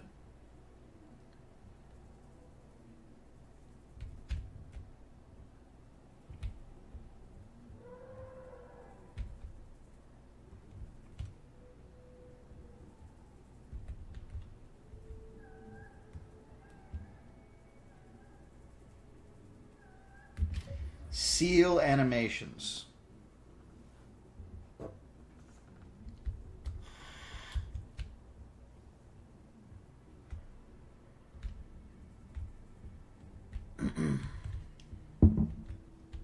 The only thing I will release right now is those Thanatos Dracon, because I didn't even mean for them to be gone in the first place.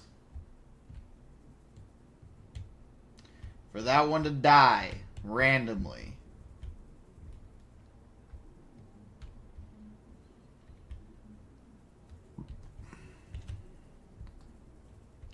Alrighty, folks. Coming back here.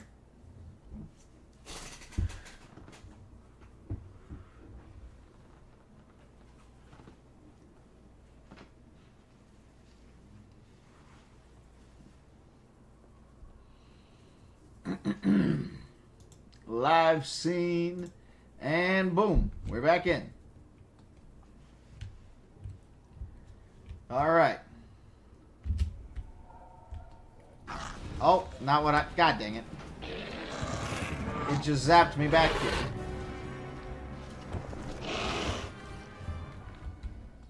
But at least we got that one replaced. It's unfortunate, but sometimes we do what must be done, Lord Vader.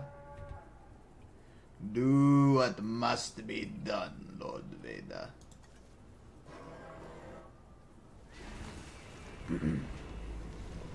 Ooh, I really like that. I really like that skin. Look at these beauties.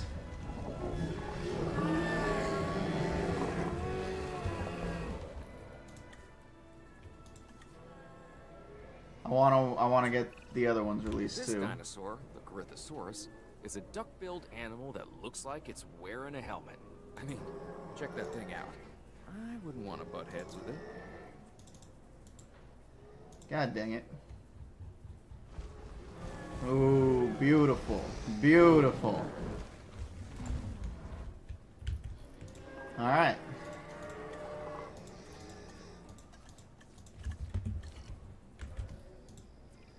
Let's get these Brachiosaurus out.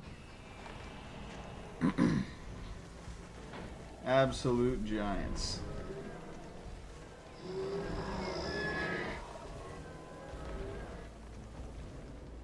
My goodness.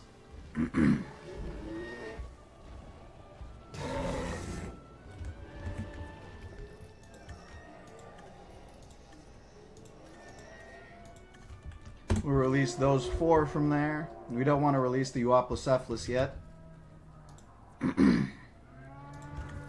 Let's get these Dryosaurus out too, though. These adorable little guys. These guys have been confused a lot over the course of their existence, unfortunately. These guys are known as Dryosaurus, but a lot of times people have called them Hypsilophodont or Othnielia or something similar along those lines. And that's mainly just because of a lot of misconstruing of what it was. It's called Dryosaurus. Before our research, there was no information on adult specimens of this dinosaur. We only had the fossilized record of juveniles. But now, that's all changed. And you guys don't really care about the Gallimimus too much, I'd assume, but here's a big batch from getting released all at once for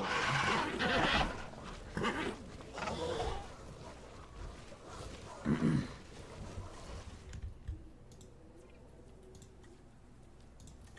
That's like the only big batch left, though, because all the others only had a few good Gallimimus in them. Alright, let's check this out. Hopefully we got some more. Nope, not what I... Oh, wait. We already picked them. I forgot. We still need to actually set up some good Parasaurolophus. Ooh. Okay. That's not what I expected to see. This looks much more similar to the one we see in the actual Lost World film.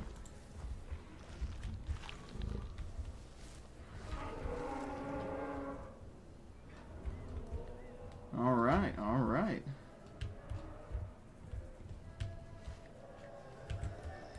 Man, they are really crowding this side.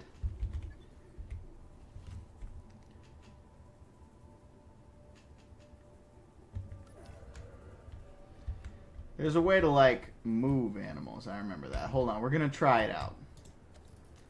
Let's just get a gate up here. And we're going to grab one of them ranger teams.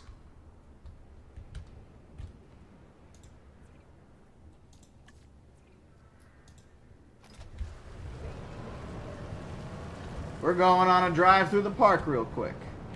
Got to get to the other side.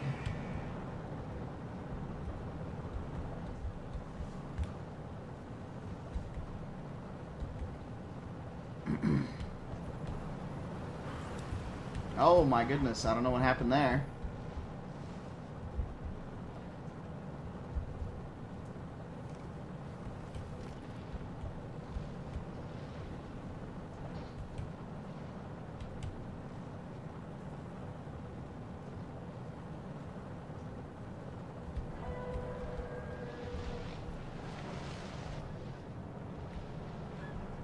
Gotta find that gate again.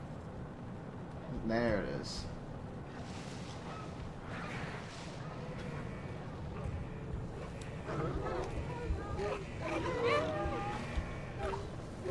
Oh my god, there's so many creatures here. Alright. How does this work?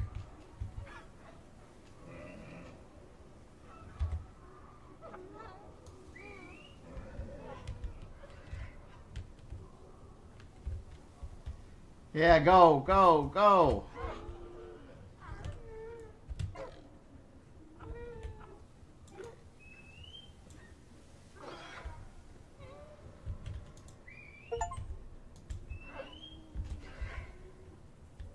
Keep them moving. Let's go. Let's go.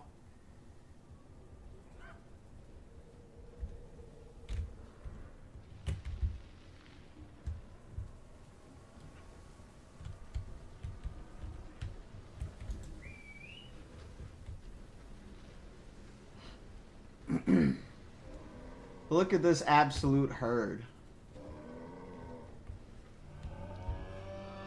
Okay. Now that they've gone mostly the way I want them. Yep, you guys go this way.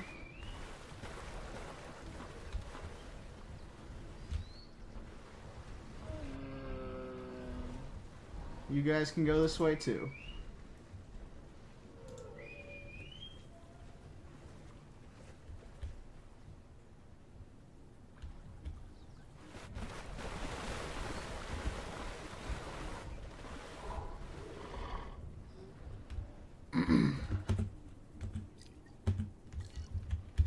Alright.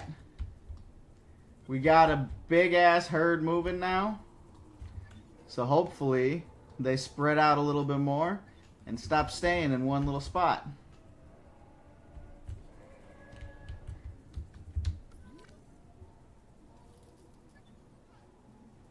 Though the more I look at this, the more I'm unsure if that will actually happen. You know, the whole goal was to get them away from the enclosure. And that didn't, or not the enclosure, but the release area, and I haven't done that yet. So we're going to finish that first. And then we're going to go make some more.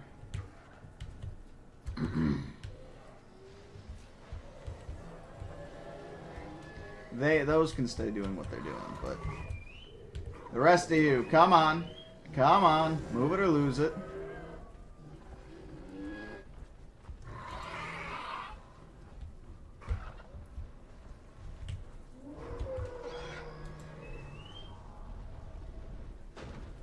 Ow.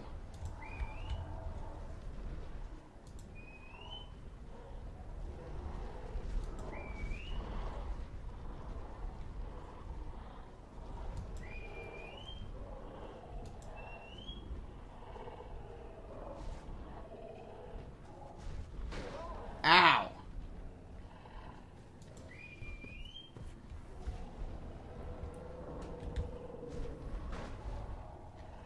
They're really giving me a thrashing in here.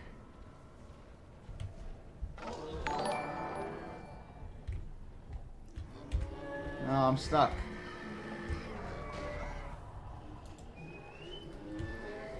That way, guys. Go that way.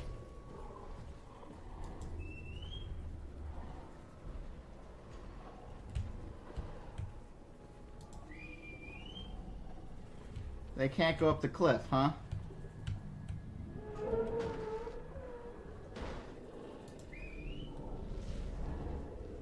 Fine then, that way. Go that way.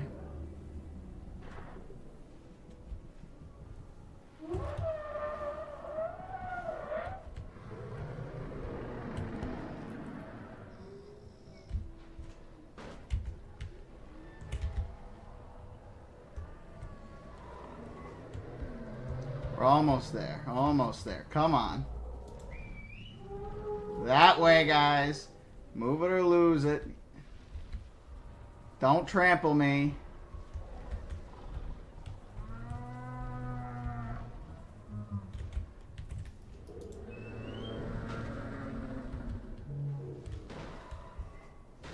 Ow! Come on.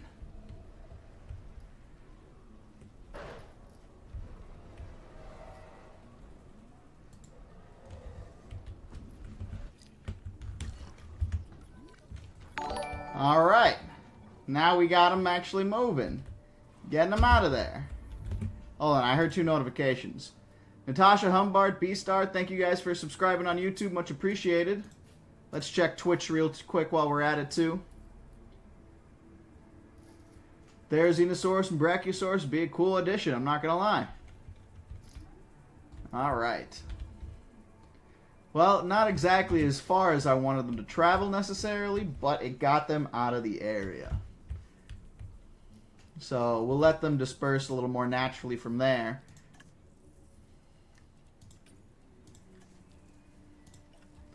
Alright, we're making some Euoplocephalus. Let's make a whole... Well, what? That'd be 9 of them. That should be about enough. We don't need too many. Ankylosaurs. They should be pretty rare overall. Let's get a couple more things of Dryosaurus in here too.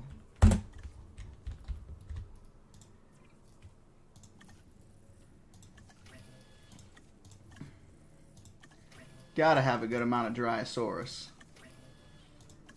Alright. So we got Dryosaurus, Brachiosaurus, Camarasaurus, Dinochirus, Euoplocephalus, Gallimimus,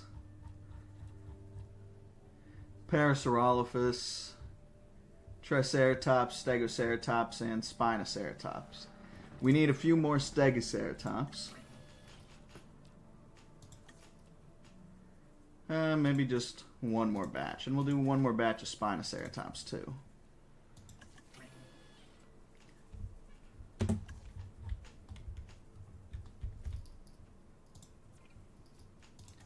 Alright, what else do we got here? We should put another Hadrosaur in here.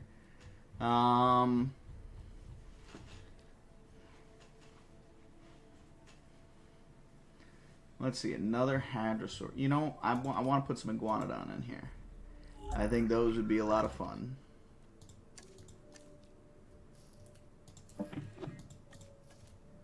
Random per egg, no short-lived nonsense.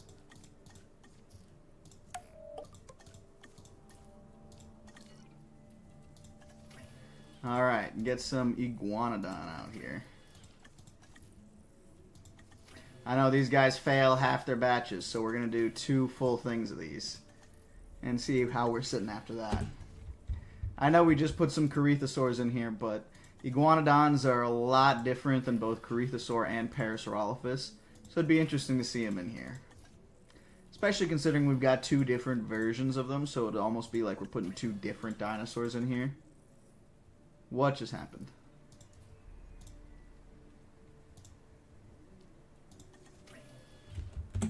Okay, don't know what that was about, but... Alright, we can't put any more Stegosaurs in here. We can't put any Stegosaurs in here. I don't think we can put any more Ceratopsians. Yeah, can't put that one for sure.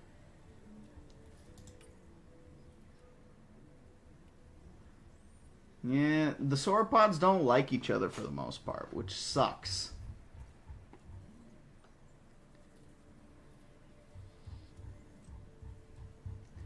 And obviously the Stegosaurs and the Ceratopsians don't get along, so I can't put them next to each other either.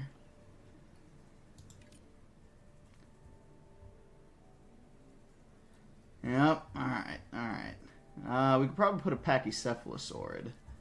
Let's do... You know, we've got a lot of mid-sized animals. Let's do Homalocephaly. They'll be the smallest animal in this enclosure. But I'm not going to put 2... Well, actually, I will put a lot of them. But I will also be putting some of these in a different enclosure that's going to be mainly small creatures, like Homalocephaly, Microceratus, etc. I'm just putting them in here also to kind of fluff it out a little bit.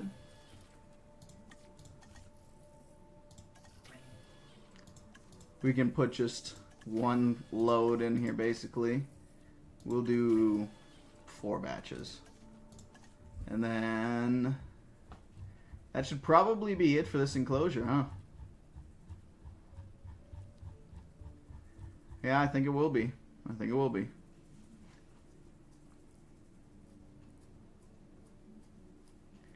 Yep.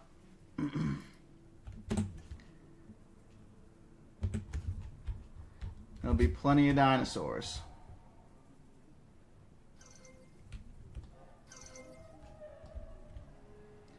Just gotta wait for all those batches to finish cooking in there a little bit.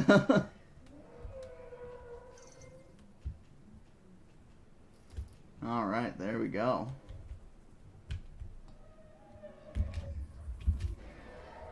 Oh, I'll let these notifications disappear. There we go.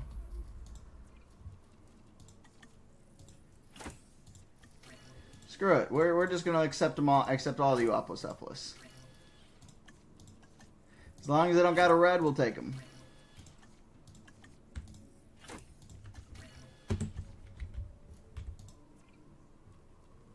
All right, what we got here? Bunch of Dryosaurus. Oh, bunch of Dryosaurus.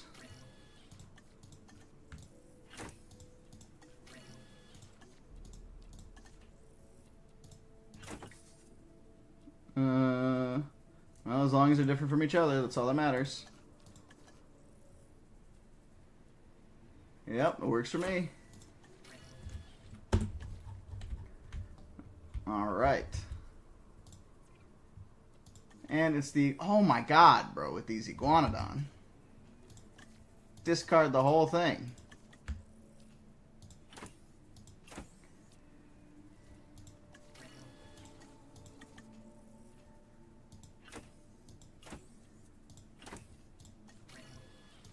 Yeesh, bro. See, that's what I'm talking about, though, with these Iguanodons. They're not like... They don't like to stay consistent, you know what I'm saying? So we're going to have to make some more. Most likely. We'll wait for these batches to be done. Except for that one. We'll replace that one. You know what I'm saying? Because a whole batch, I'm not wasting a whole batch.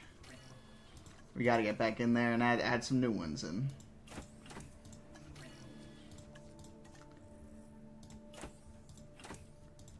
Yeah, like look at this, man. They're not even hardest hadrosaur to deal with, to be honest.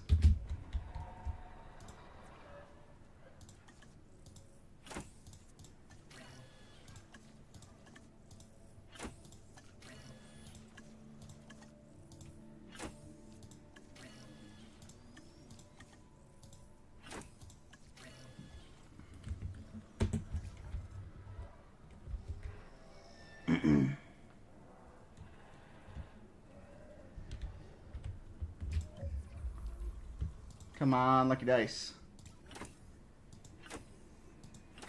Alright, well, there we go. And now we wait. For those ones, at least. Over here... Yeah. No, we can have one aggressive one. Why not? Let's get these guys starting to move in. Oh, no! Oh, no, chat. Oh, that's so unfortunate. I guess it's bound to happen every now and again when you're running mods, but sometimes it just crashes like that when there's too much going on. Shoot. That is really unfortunate, I'm not gonna lie. Here, give me 1 second. We're gonna go to Be Right Back screen. I'm going to see something here real quick, because I'm sure there's some stuff we can talk about or do real quick.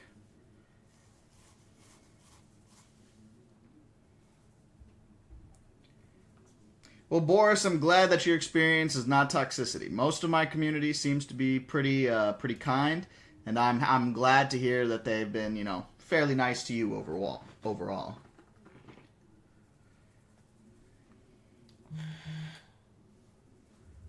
Let's see here. What else can we talk about real quick? Because I'm not going to end the live stream right now, but we are going to finish up here. What's up, Boris? What's your question?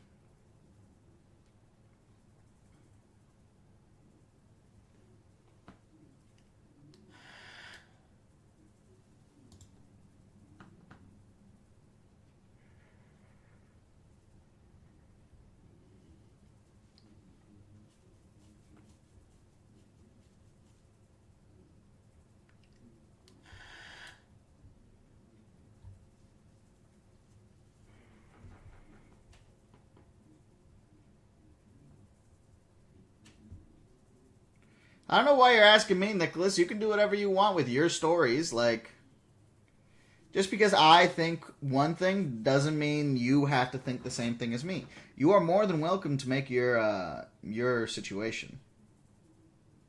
Yes, I will be. It's just been a long a hard road. I've been having some issues writing it too. Not entirely sure what direction I want to take it, and there's some female parts in it. And honestly, I don't feel super comfortable voicing the female parts just because it would sound really awkward. So instead, I think I'm gonna see if one of my friends can voice the parts for me. That way, there's an actual female voice in the video, and maybe it can help her with her voice acting and stuff too, because that's something she's always wanted to do is voice acting and singing and stuff like that. I'm glad you guys like the hunt though. It's super. It was honestly one of my favorite videos to make so far. If you guys haven't seen the hunt yet, please go watch it, share it, like it, comment it, all that stuff. If you guys can get that thing back in the YouTube algorithm, it would help me out a ton. Because I feel like that's a story that a lot of people genuinely would like, but they just haven't heard of yet because it's not mainstream or anything like that. This stream is normally about 3 hours. I might call it pretty quick here, just because well, unfortunately, my game crashed. So it's been if I can remove here, let me remove my. Oh, I can't do it without... Hold on.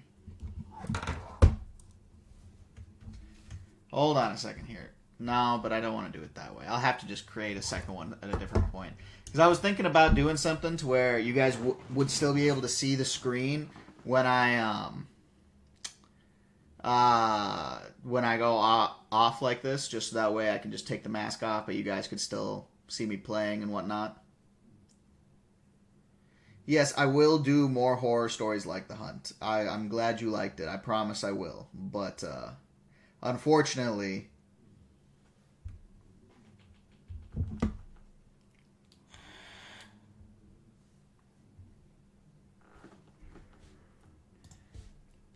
but keep an eye out for within the next hour or so. I'll be putting out a new video as long as it passes all copyright checks. If it doesn't pass all copyright checks, then I'll have to go in and change the music a bit. But if it passes copyright checks, you guys can expect another video later tonight. That video, I'm going to be testing something with the YouTube algorithm, basically, where I'm not going to be doing a premiere with it and seeing if maybe that helps the numbers. Because the premiere I did last night for the Jurassic Park thing didn't do so hot, and it's probably my weakest video in a long time. So I think I'm gonna do it that way. So you guys will see it available later tonight, probably around 10 o'clock or so. It should be 10 o'clock Central Standard Time where I am. Otherwise, tomorrow morning, it'll still be available for you guys to watch then. So please make sure you guys do go ahead and watch that. It'll help me out a ton, especially if a lot of people watch it right away when I post it. So just, keep an eye out. Maybe put the bell notification on for my channel. That'll help you get notified when my videos do go online. Aside from that one, I'll also probably be doing another part of the Jurassic Park one here too. So keep an eye out for that as well, please. I'm trying to think.